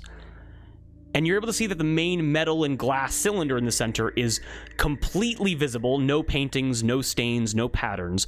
But you're able to see chips and slashes into the glass that weren't there before. Like something on the outside was trying to get in. And the last little bit of scene setting that I'll say right now is that this metal and glass cylinder, hovering with no support, within, you're able to see a short, bearded old man in wizard's robes. And with no perception check necessary, that is Bierhaze Beset.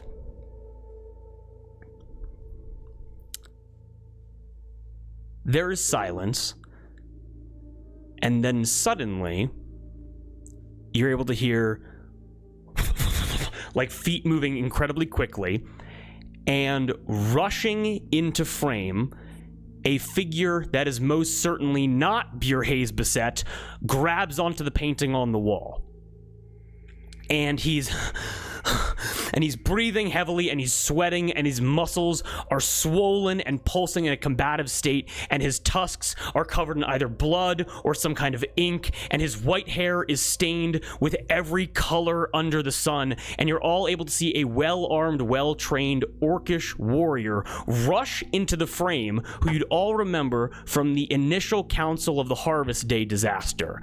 You all see Higgy, Hathor especially. At that moment,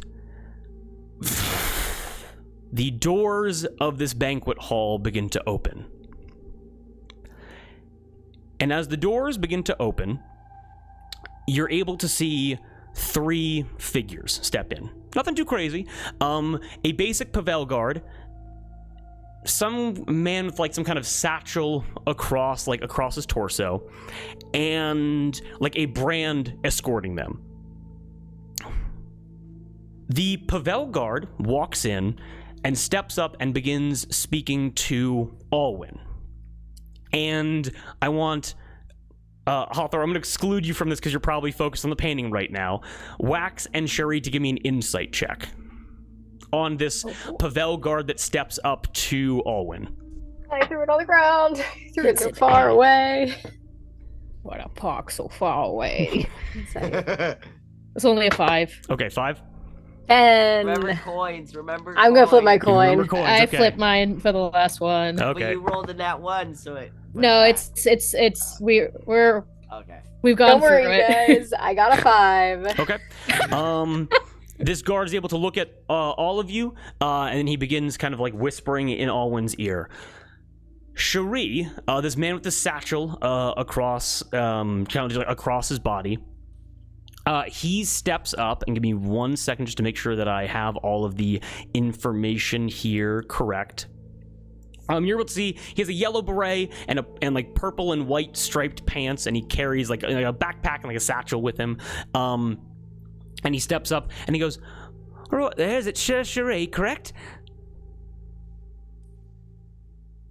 Yes. Who are you? Oh, my name's Timothy. I have letters for you. I was told that I was supposed to deliver them to you, and then you were going to finish the delivery for me. Who were you told by? Of the LaCroix family, Udus. The castle. I've been riding from there for the last probably several weeks. Very well then. Thank you for your journey. He reaches into his satchel, and he's able to pull out 3 scrolls. And already described in the recordings before, Shuri, you've sent 2 letters to Palm so far, correct? Mm-hmm. Now, him handing you these letters, they are branded simply as, like, from the LaCroix family, and Shuri, you would know that when you and Palm have exchanged kind of these secretive communications before, it was essentially going to you, it was, oh, Sir Shuri will complete the delivery, these aren't for her, as a way to kind of, like, keep things under the rug, you know? Yeah. But you only sent her 2 letters, and you are now receiving 3. Yeah. And you are handed these 3 scrolls. Timothy goes, "Right in, sir. Well, pleasure doing business, and I got more deliveries to make." And Timothy is gonna heel turn and try to walk out. Before he goes, is this like have we used this delivery man before? Not They Timothy familiar? specifically. But Okay. this kind of like courier mail service does exist in this world. Okay. Then I'll let him go. But All I'll right. remember his face. You remember his face. Alrighty. Just a regular human man about Timothy. 23 years old. Timothy. Do you read the letters Timothy now? Chalamet. Or do you Timothy Chalamet in the chocolate. Do you wish to read them now or later? I'm willing. Now is it in game or later in game? You can just say that Cherie reads them. You do not need to read them out loud. Don't worry. Okay. I think Shuri will go off into a corner and read them since there's one more than she sent Okay. Excellent. that she is receiving. Now, Kate, I was told because I handed these to you many months ago, and Yes. you said that during a rough day you needed to pick me up, so you already read them. But Shuri, as you read through these letters, you have received quite enthusiastic responses from Palm, and one response that isn't from her, but one response which references the letters that you sent to her.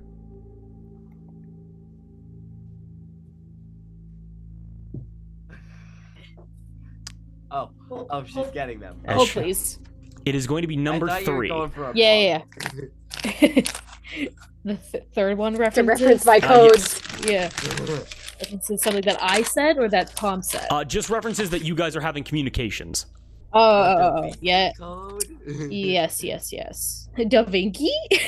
And Shuri, and because it's kind of difficult because it's a physical thing that we're not going to read out loud right now. Yeah. But Shuri, yeah. in this moment, you realize that somebody inside of Udus knows that Palm has a secret admirer that is not her betrothed. And somebody in Udus is reading the letters that she's sending out. Do I recognize the handwriting on the third letter? It's written in common. Give me a quick investigation check. But it's that one shitty brother. Which one? There's so many of them. God damn it. Tiny Take kids. your pick. Give me a quick investigation check. Hold on, I'm trying to roll these back up. Damn it, Drew, how'd you do it? Sorry, and what were the checks? Investigation check. Fey, Fiend, Undead? Mm-hmm. Okay. Oh. Oh, mama. That is 24. With a 24, this is educated handwriting. This is someone who has been schooled. With a 24, someone who has been educated like nobility. It's one of her shitty brothers. He's a fae. Okay. But I wouldn't be able to pin down who. You wouldn't be able to pin down exactly. Well, because I think it's pretty Yeah. accurate that Cherie's role has been much more protective than educational, and so Yeah. you probably Yeah. have not been there Yeah. to closely examine each of the LaCroix's handwriting. But it would not be a stretch to assume that this third response, this knowing response, is coming from inside of the house, literally. Okay, got it. We cut back over to the painting with Wax and Hawthor and the Pavels like leering over it. And Higgy immediately like and he just rips the damn thing off of the wall and like begins like running. So you guys have like a shot like up like of his face and like of his upper chest essentially. He's in his armor. He has like a weapon like on his back, and he's like running through the hallways of this like underground cavern system. And he says, "Something powerful is in Jolie Pierre. It can fly, and it stays in the darkness." Do any of you say anything in response to that? I'm so confused because he said he was on his way. And he specifically said he was stopping at the Beset Castle for supplies. Okay. Is what is it? What is it doing? What do you know what it is? It attacks with paint, and it can create things, or maybe make portals and summon things. I don't know. DM above table. What's up? What was the name? Sorry, I realized I was rolling up this too close. Hey, to you're the mic. all good. What's up? The guy who blew himself up from the endless laughter, they had paint on them, right? Yes, they did. What was their name? That was Ear to Ear in the Endless Laughter. Ear to ear. And Higgy just said it flies around. It flies In the around, dark? it attacks with paint, and it can summon things or make portals and bring things from places. Just get out of there. Just get out of there. Just go. Immediately, Hathor, you, like, speak up, and you realize that, like, Higgy can see you, like, he's running, like, his attention's kind of, like, split, and, he sees you, Hathor, and goes, Hathor, there are people, and you're able to see, like, his back, like, slams into a wall, and you can hear, like, his metal, like, scrape as he, like, crouches down behind something in an effort to, like, hide, essentially. As he says, "There's everybody here. There was nobody. Everyone was gone. I stopped for supplies, like I said. There were no servants, no workers, no guards. The place is abandoned. But there's paintings. There's paintings everywhere." Just get out. Just go.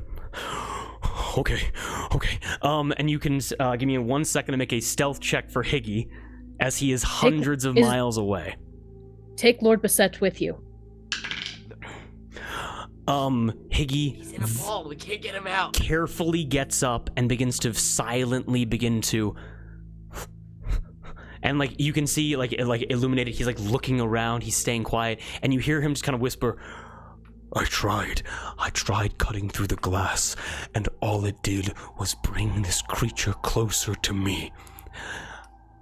Maybe we can make it through, but it seems that chamber isn't penetrable.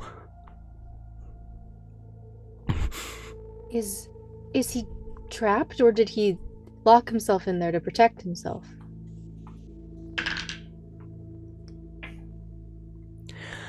You are able to hear in the painting, and something moves out of your guys' vision, but you're able to hear it as Higgy kind of, like, stops and looks, and then continues very slowly. From what I can see, only he can open it. And from what I saw, this thing is trying to get in. What was it painting? Everything. It was windmills and fields and dragons fighting knights and courts and parties. They're everywhere. No two things are alike. You just need to leave. This place is like a maze, but I've left my marks where I can. Hathor, you know what to look for if you have to come here.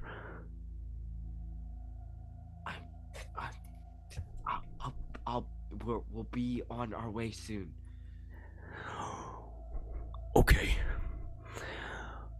I love... And immediately you guys are able to hear this cry go from distant to deafeningly loud, and the painting is seen, either Higgy is taken or the painting is knocked away as it and clatters to the ground. And I need everybody here to give me a perception check. DC 18. Oh, come on. 18. 18, yes. Oh. And Hathor, you get advantage on this. I'm so good at perception. Guidance. 12. 17. 17? Oh, that hoits. At Hoyt's. Is this perception? Yes. 27. Oh! 27. Perceptive as shit. I rolled a 1 and a 19, and then a 2 on my dice for guidance. So Hathor, you would know that in this moment, I'll say the 27, that Higgy is not dead. Higgy is not in any way like it's not like you just watched him die. And you know that he's a very competent fighter. And as the painting is dropped, Higgy quickly throws up he activates like a fire rune, essentially, and tries to burn this creature away from him, illuminating the darkness ever so quickly that you are able to see rushing towards him, like through the fire, essentially. An elongated snout with a black nose, 2 giant brown orbs that function as eyes, 2 enormous triangular ears, dark gray fur covering its entire body, slick black wings stretching out that seemingly fill the entire hallway that Higgy was just rushing through, along with outstretched arms and a snapping maw. You are able to see a gray bat, also known as a cave bat, and it's the largest bat you've ever seen. Most likely with a wingspan of 30 feet with a height of 15. And Hathor with a 27, what you're able to see, in addition to that, is that this bat is not naked. It's not like an animal, as you're able to notice a pair of small spectacles, like latched onto the bridge of its elongated snout. And you're able to see that covering its like chest and back with holes for its wings, a smock covered with scratches and paint marks all over it. And then finally, to one hip, an easel along with a paintbrush along with it, and on the other hip, a blank canvas. And that is what you were able to see before, and the painting goes completely black. Alwyn Pavel looks over to you, Cherie, and says, "Say exactly what you just said to me, to her," and points this Pavel guard over to you. And as this Pavel guard is pointed, he comes over to you, and he says exactly what he says. Sir, I wish to inform you that a large black wolf was spotted by the eastern bastions, and he's leaping and attacking the bastions, and we are keeping him away from the gates. But you already know that?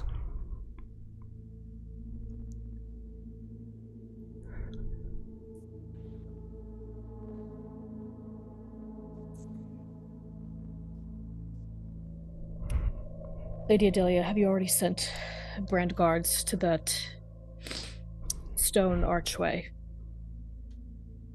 I've, the brands were sent to fortify the tunnels. Yes, I can have them rush and reorganize there if you wish. No, we will meet them there. This Pavel guard looks over and goes, "All right, understood, sir. But I just want to let you know that those in the wagon are being examined by the local doctors and were confused as to why in the second there were wolf pelts. But again, I am unsure as to why you wish for me to tell you this."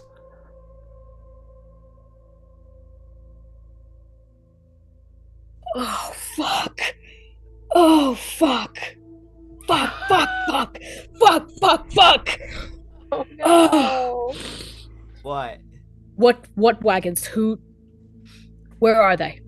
You are being you were being pursued by the wolf and you were trying to fight it off, and you came to the gates and you shouted at me specifically, "My name is Cherie of House Lacroix."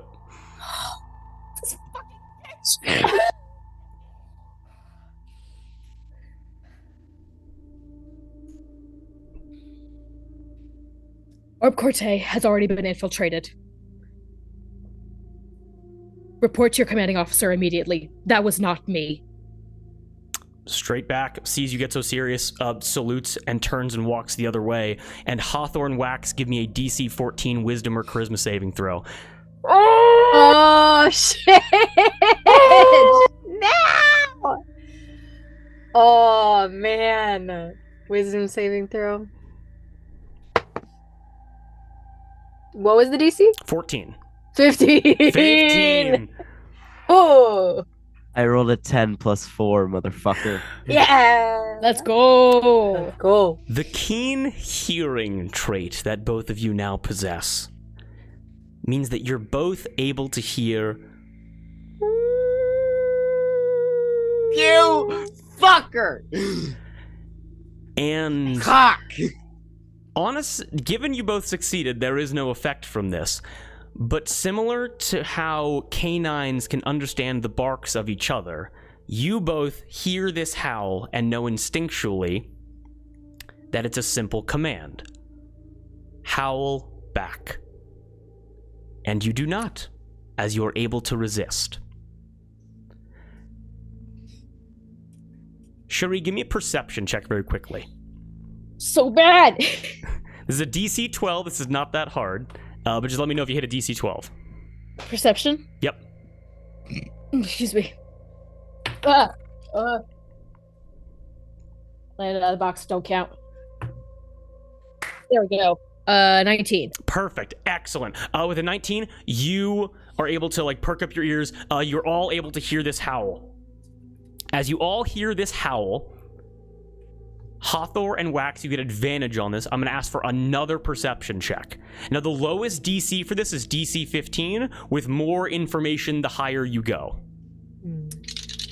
All of us making Natural perception? 20. Now, that's fucking nuts. That's fucking nuts. You're cracked. You're cracked. You're correct. I told you I was saving my good rolls. I told you. I got a 13. I rolled a nat 20 and a 1. That's I nuts. Take a One. picture. Take a picture of that. Oh my god, you're insane. You're the bro. I'm going to have you committed. You're insane. You're broken out of the asylum. All right. Okay. So I'm out. I'm out. Darby sadly did not hit it. Kate, what'd you get? No. No. Okay, got it. Well, with the nat 20, you're gonna know everything. You're gonna know this man's fucking social security number. I want to know his social security number. I want to know his Ashley Madison password. I want to know his Married but looking.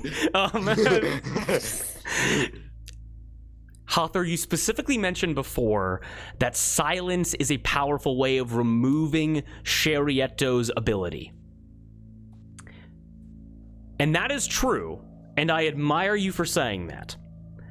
On the reverse, though, there is a benefit to allowing him to howl, where in this kind of circumstance, with your keen hearing, you are able to locate him because it's auditory.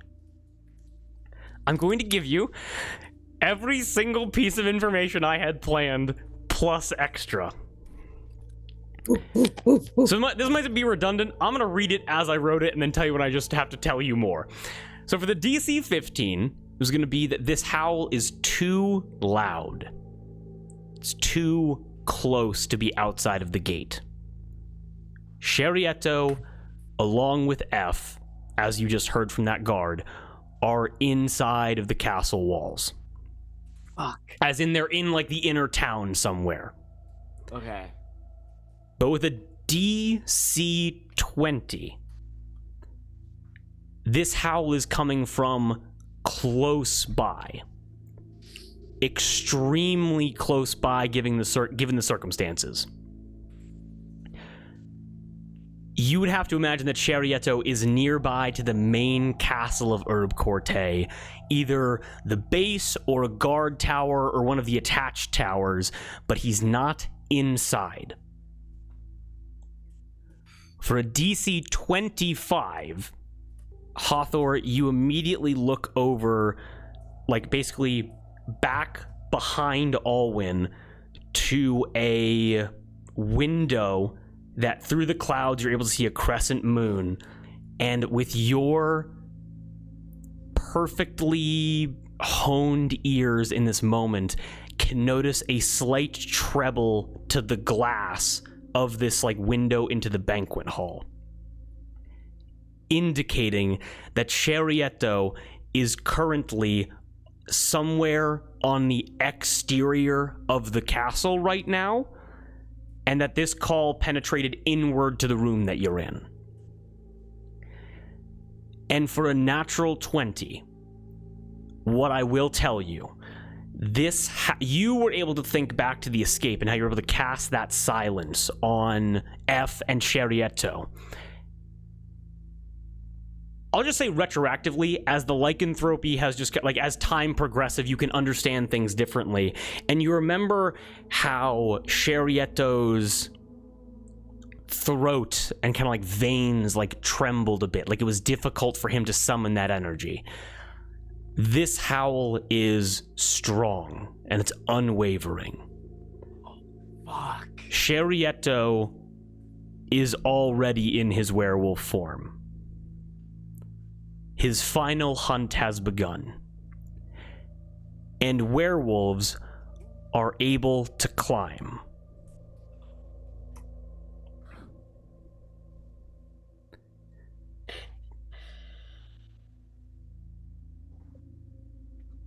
Woof. Woof indeed. Woof. Pun intended.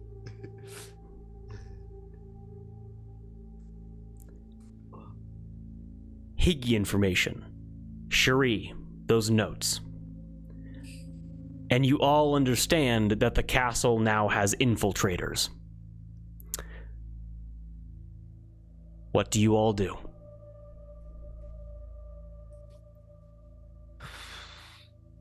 Would Hathor have oh no, go ahead, buddy. No, you go. Would Hathor have exchanged that information? I think white knuckle on the frame as she looks up, her eyes flicker without her even needing to blink from cold to black as she just very quietly goes, "He's outside. He's on the wall. The hunts begin." And then the picture frame starts to burn. Hot pink fire starts to lick out from her fingers as she trembles and consumes this pitch black painting. A beautiful glimmering pink, a slight moment of hope in a lot of reveals and a lot of darkness. Now, I'm going to set the stage for everybody here. Although that guard is rushing back to his commanding officer to inform them that F, using my internet connection's unstable. No. You look fine. Yeah, you're good. F, using the name that Cherie gave, that she shouted out to the carriages to enter in past the walls. You get the sense that F is most likely making her way to the castle, or perhaps is already inside, depending on how long it took that guy to get here. You also know that Shoutout is very close by and is climbing up the exterior wall of the castle right now. And so what I'm going to ask each of you, and it can be a unanimous answer, what do each of you do? Should we try and find... Do we want to start this fight with him from the inside of the castle as he's climbing up? Or do we want to go outside and attack him from the outside? I pull out my broom Por qué no los dos? and I say, if I can keep a far enough distance, I could probably shoot at him while he's outside the castle. Should we go find a window and send you out the window, attack him from both sides? I'm going to cast Locate Object on the necklace that I saw Sharietto wearing. An Nice. incredible idea. As you cast Locate Object, momentarily your eyes flash green, like emerald, the same color as the diamond that he wore around his neck. And what does Hathor see to locate things? Is it like a sonar? Is it like a like the X on a treasure map? Like describe to me how she locates things. It's almost like the perspective of a bird flying through hallways and around corners and then up and out, with just these edges of a white dove's feathers at the corners. Like a land bird that like signals to ships that there is land nearby.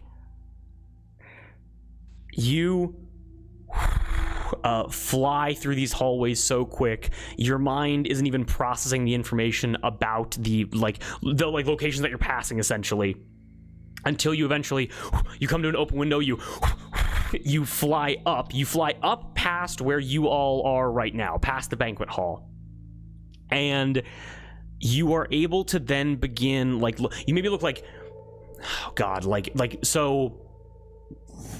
Best way to describe it: the main central tower of Herbe Courte, where the most protected section, the section where you guys currently are, where it's this is where the core nobility have their private gatherings and private events. That makes sense?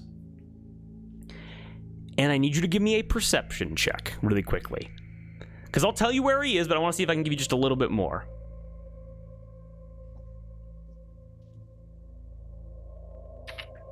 Can I cast guidance on myself? I will allow that, yes.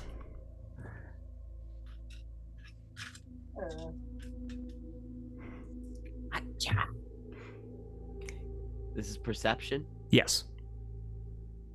Okay. 22. 22. Incredible roll. As you are able to lock onto this emerald diamond necklace, you are then also able to locate Sharietto Pavalacqua, and his form has certainly shifted. No longer a timid, broken old man, but a 7-foot tall, arms almost hanging down to his ankles as these long, sharp claws dig into stone to help him climb further up and up and up. As you're able to see with his legs, he's able to push off of slatted, dividing supports and kind of bounce his way up walls and continue climbing as his agility has been restored, as you would all know, for the last time. With a 22 perception check, with this locate object, we're going to flex it a little bit, rulebook optional. As his claws dig into stone, he like a snarling maw, again, still very much old dog, drooping jowls, just white across his muzzle, but now with these teeth that are the size of fingers, and this tongue and this drool emerging out. You're able to notice that he looks in through a window, and then he stops climbing up. And he then begins climbing sideways in a way. And he kind of hops and he runs across the roof. Then he begins hopping and climbing back up to the same location where he was. And in that moment where he hesitated, you were able to catch a glimpse into the room that he was looking into, the curtains being drawn back. And what you were able to see is just a basic bed chamber maid, just kind of making a bed, not having any awareness that he was there at all. But you're able to look in, and as this bed chamber maid is dusting off the pillows, you're able to see strands of black hair and pink hair. And you're able to see the same bedroom that you and Cherie shared. Now, you also notice that he moved away from that room. And you have to wonder why. Because in this locate object, before it dissipates, before you know where he is, he's about 4 stories. It's 10 minutes. Oh, 10 minutes? Okay. You know where he is for 10 minutes. I will take that back immediately. You know that he is above you in the central tower. Hathor just will tell that to them. Like, her eyes have glazed over, like they're this glowing green as she's just wide-eyed staring, and she points and then explains to everyone exactly what that, like, where they are, where he is. He was where our bedroom, and then he moved. He's looking for something. Can I make an insight check? Is this obvious why he would move past, or I don't know. Do you have anything to say? Darby, I saw you kind of make a face. Didn't he need a Pavel? He's looking for Cassiano or Helena or... Helena's only with 3 guards. And in her room. Adelia grabs on and goes, Helena! And immediately you guys know what he's looking for. I'm gonna bust open a window. I'm gonna just punch. I'm gonna say, Cherie, can you just get this window open for me, please? First, I turn to the Pavel guards and say, get the lady and the Marquis to safety and double security on Lady Helena's chambers, and I punch the window. Yeah, I say, do not let anybody in unless it is my voice and me speaking. Not Cherie, not Wilhelm, me. Close enough. Immediately the guards salute you. Cherie, you're able to just punch the window fully. I want to fly out. As you, Hathor, you fly out. Wax and Cherie still in this main chamber. There is one loose end, though. Hathor just mentioned it. Do not let me in. Do not let anybody in unless it's my voice, not yours, Cherie. And the main question is, where is F going?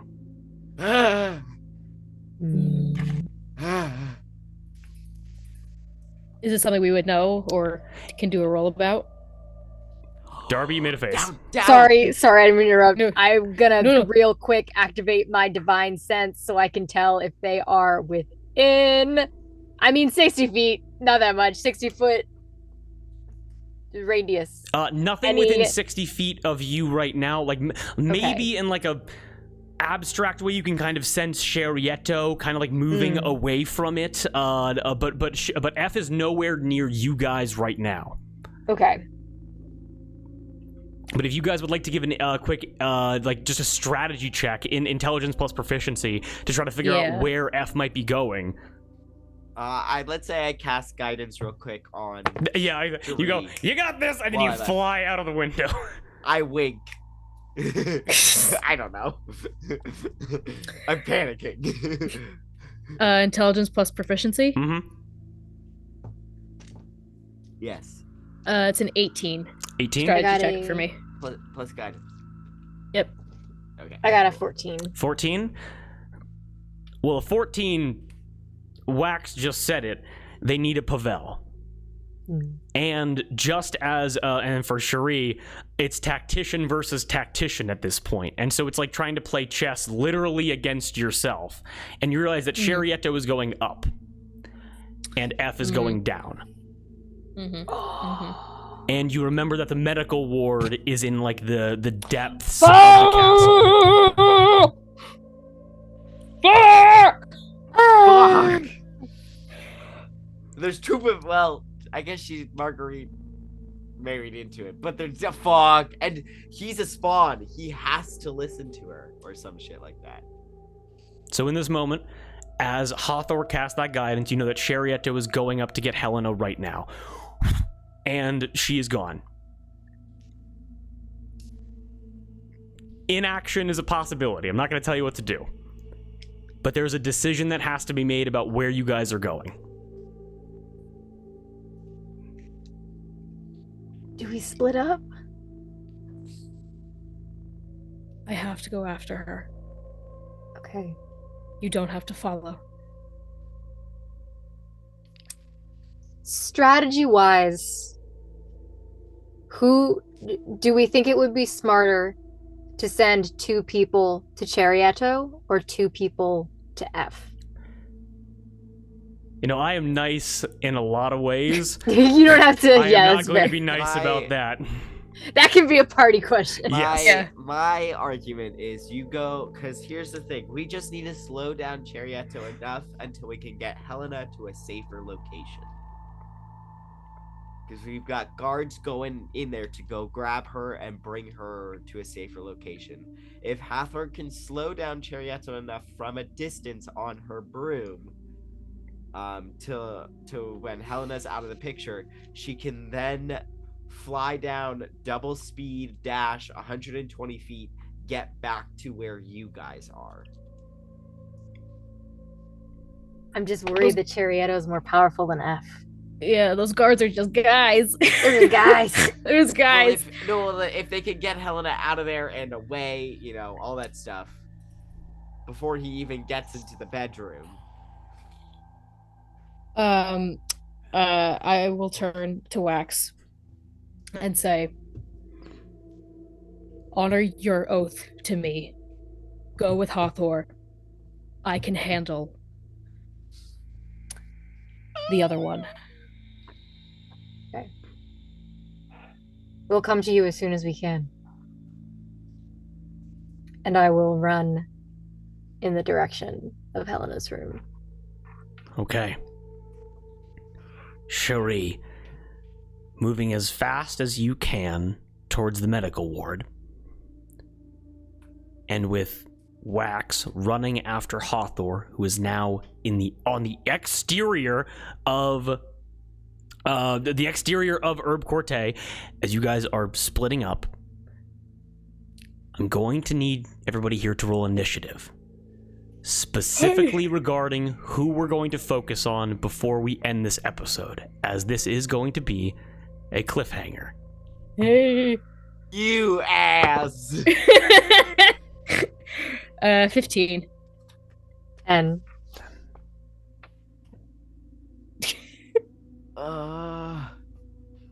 12. 12. Cherie. It's established that you move quickly to an almost scary degree. Mm-hmm. And the way in which you are able to blitz through this castle is nothing short of astounding. Mm-hmm. Give me one moment here. And if you wish to convene among yourselves, feel free, as you are racing towards the medical ward as fast as you can. Or sit in the intensity. That also works for me. Nothing bad ever happened to the bells. Nothing bad ever happened to Le Jolie, except that one time. 800 years ago. Oh, man. Fuck. Oy. We're so fucked. I didn't want to tell the Pavels about F being a doppelganger of Cherie because I thought it would make them not trust Cherie. And it did not occur to me that she might roll up like, hey, it's me, Cherie. Hey, it's me. It is me, Cherie. And you also did fully announce like your title Yep. and who you Yep. worked for. Oh yeah. Oh yeah. Oh god, I and then see. she I see what you mean, double-checked Drew, the- about how you watch these back and then you take us exactly at our word and use it against us. I see that now. I see that now, and I think you should have a screen time limit on YouTube.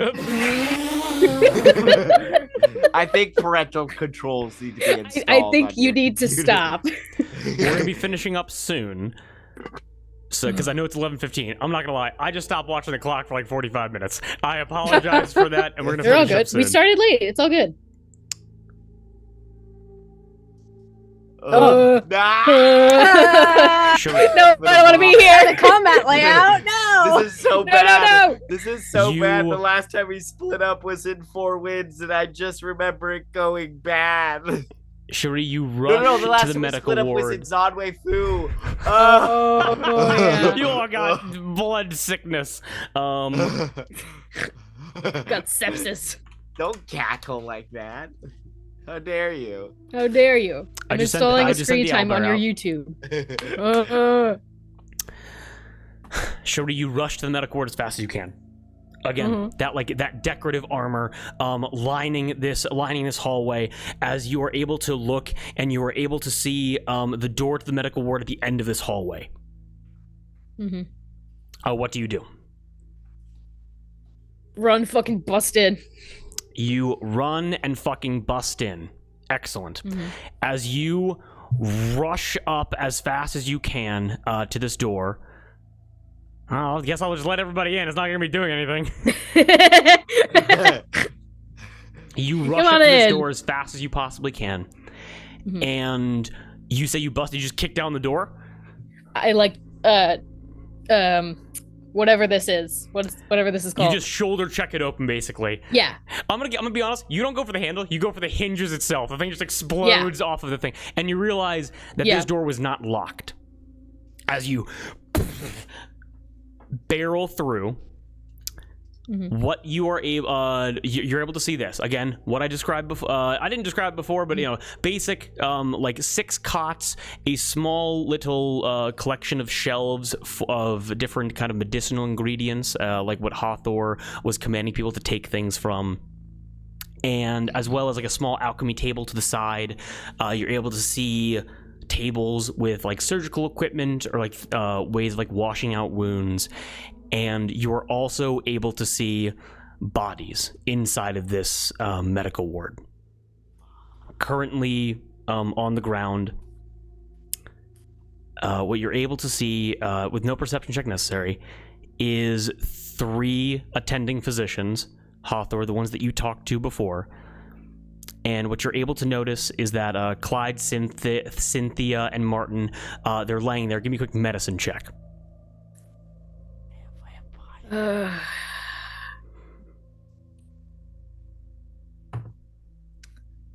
12. 12. You are able to notice Clyde, the closest one to you, go and begins to kind of shake and move just a little bit. And you realize that the same can be said for Cynthia and Martin if you wish to get closer, as they are all still alive. Can I gleam? Is there a little something on their necks? If you want to get closer, you definitely can. I'll kneel down beside Clyde, the closest one. You can move your guy if you want. You can move your token. I'm scared. Yeah, you move your token. It's okay. I'm afraid of her. I'll kneel down and just I'll say to him, the Viscount and the Marquess, where are they? You are able to look and see that Clyde on the ground is completely unconscious, just fully knocked out. Damn it. And you're able to see, like, although breathing, nose is broken, like blood over the mouth, but is alive, and you're not able to see any vampiric marks on his neck. Sorry. Stupid. I will clasp his hand and give him 4 hit points with healing hands. And as he comes to, I repeat the same thing. The Viscount and the Marquess, where are they? Back. And you see that this, like, again, basic, like, white cap, white gown, medicine man, like, looks back behind the cots, essentially. And as your eyes kind of trail after his gaze, you are able to see just legs, basically, like, completely concealed, legs being poking out. You're able to see what looks like noble clothing, like noble pants and noble boots, sticking out with a small pool of blood kind of trailing out towards the legs.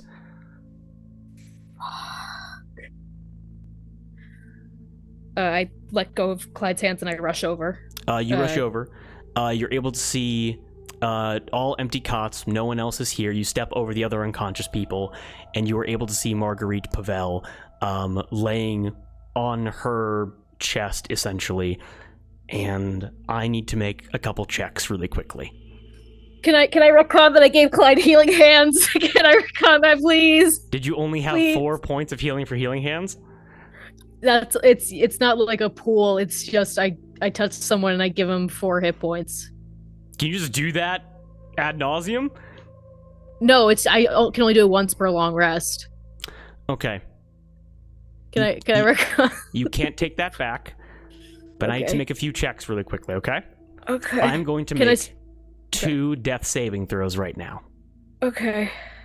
Here's how we're going to rule this. That is a 6. That is a failure. That is a 9. That is another failure. Cherie, as you approach Marguerite, do you try to identify what is wrong with her? I fucking shout for Clyde to get off his ass and get over here. Oh yeah, he's Since up now. Since he's a medicine man. He immediately like gets up and he rushes over and he like basically like asks you to help him like move her like onto her back onto one of these cots. Yep, I help, and as I do, I'm looking for what's wrong with her. You do almost all of it as you pick her up, and you're able to see a tremendous gash from her collarbone down to where her basically like belly button is, and it's a deep cut from a longsword. Oh. Clyde immediately looks, and I need you to give me a quick medicine check, Cherie. Can Clyde give me the help action? Yes, Clyde will give you the help action. I already used your guidance. Sorry. Oh, Jesus, that's cocked. Oh! Medicine? Yep. 21. A 21.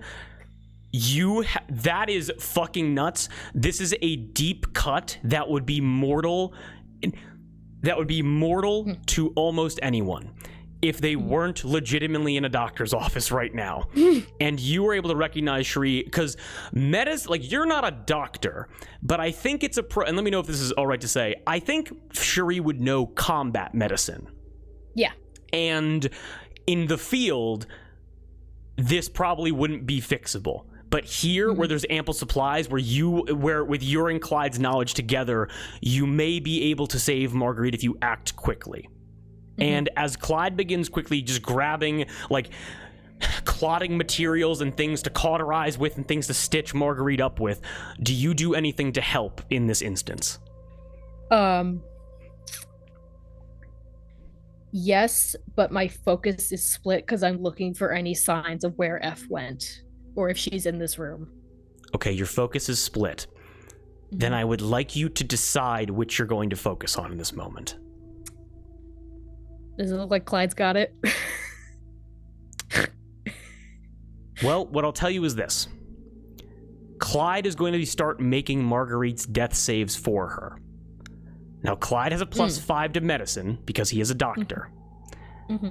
But if Clyde gets a 4 or below once, Marguerite is dead. I'll stay and help. You stay and help.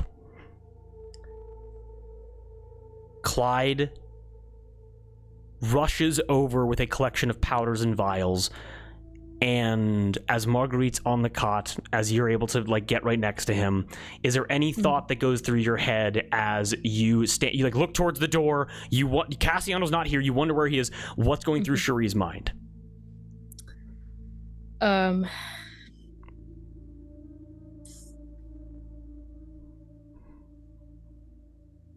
I think her conversation with F is replaying in her mind, and how she called her a quitter. And Cherie is thinking of all of the ways that she can kill F. An ironic thing to think about as you are saving a life right before you. And if you would like to give Clyde the help action here and grant advantage, you can... what's your current medicine modifier? My medicine is +2. +2. If you would like to give Clyde the help action, you can roll a d20 +5, and I will roll a d20 +5. Okay. Okay. And we're going to take the higher roll here. So please roll a d20 plus 5. We need to get to 3, all right? Get 2, 3? We need to get to 3 saves for Marguerite to live Oh, here. Yep, okay. All right.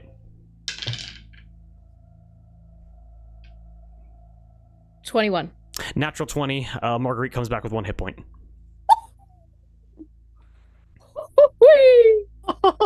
Oh, thank fuck. She goes... How? She sits up immediately as Clyde is able to pack her wound. Cherie, I'll say, like, so how do you help Clyde, like, bring Marguerite back from basically the dead? Hold on, sorry. I was writing Cherie and Clyde and Cherie and Clyde. Cherie and Clyde. Um, Name a duo that stands on business.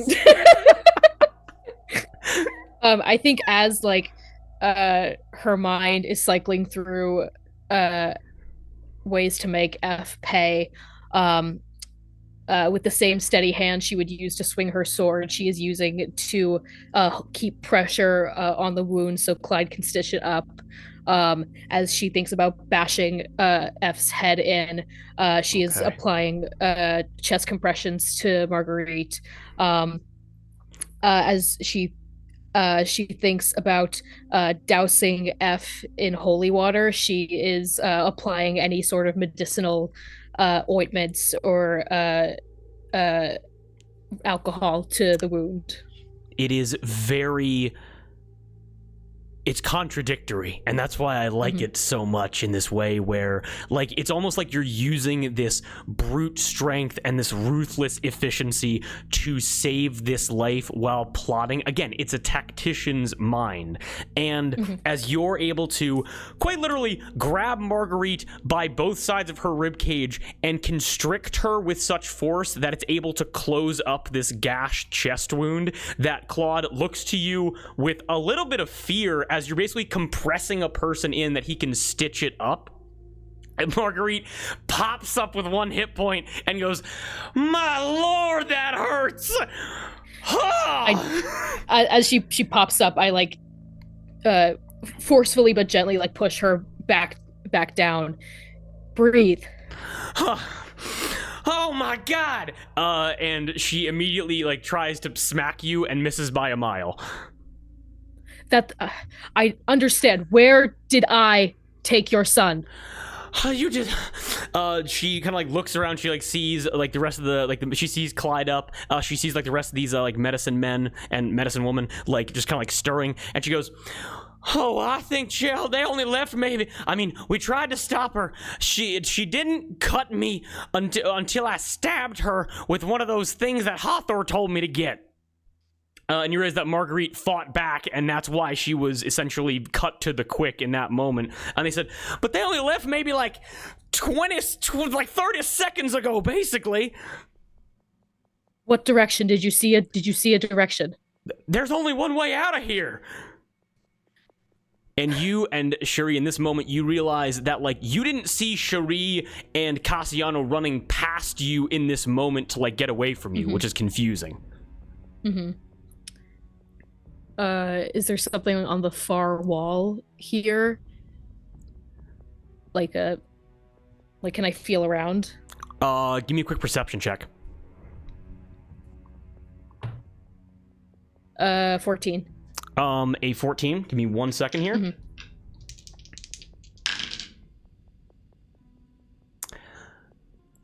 With a 14, as you're, like, looking, because again, it's a castle, secret passageways, all of this, like these complex. Here, give me 1 second here. These, like, complex passageways. Where did they go? And you're able to hear armor rattle outside.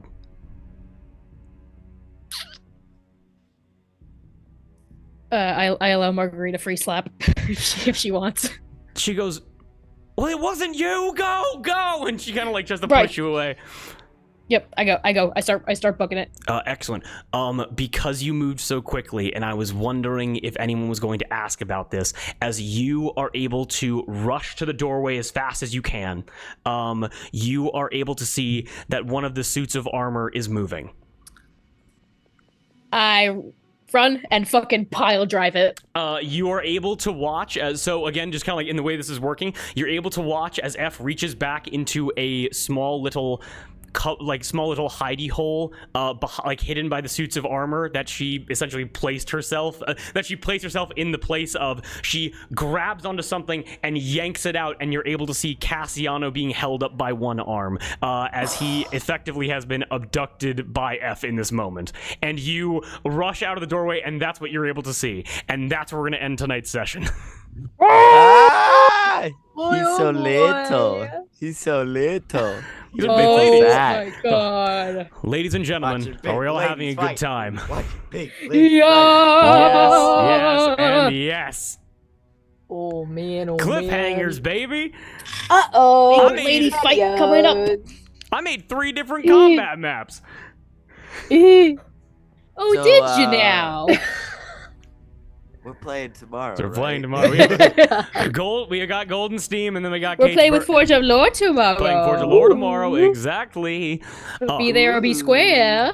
But yes, I don't think I've ever seen you guys sweat more than when. Oh! Wow. Because it's not even you, it's us. It's something that we did. Well, and that's the thing, and I want to make this very clear.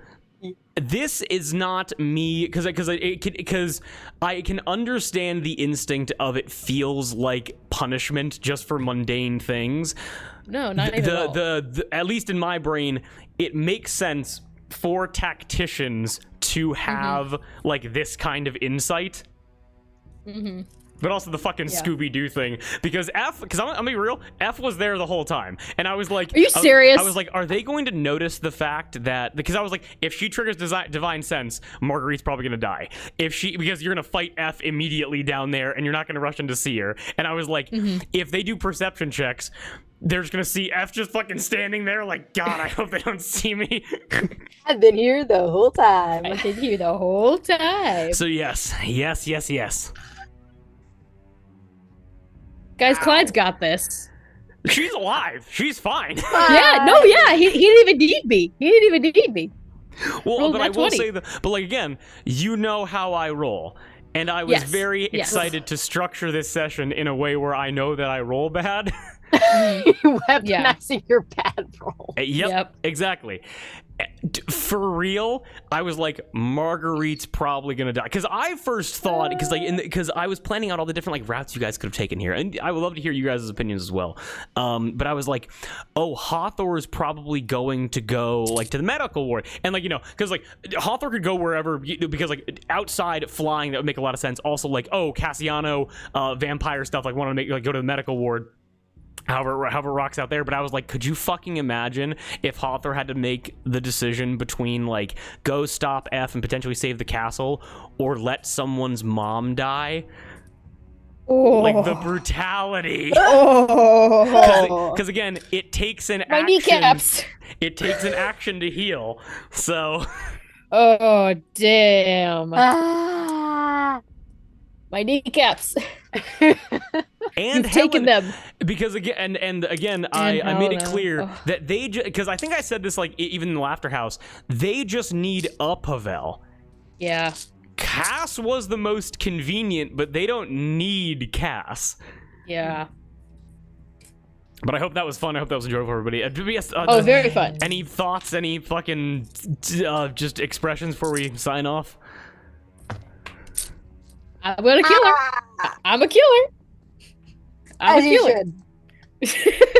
It's not gonna be pretty. Bad. We gotta but go back. Yeah. All right, no problem at all. Well, then, anybody that's watching, we deeply appreciate you. Thank you for coming to the table, and we'll be catching you next time on Allatour. Get ready for the Battle of Herbe Courte. See you soon. Ah!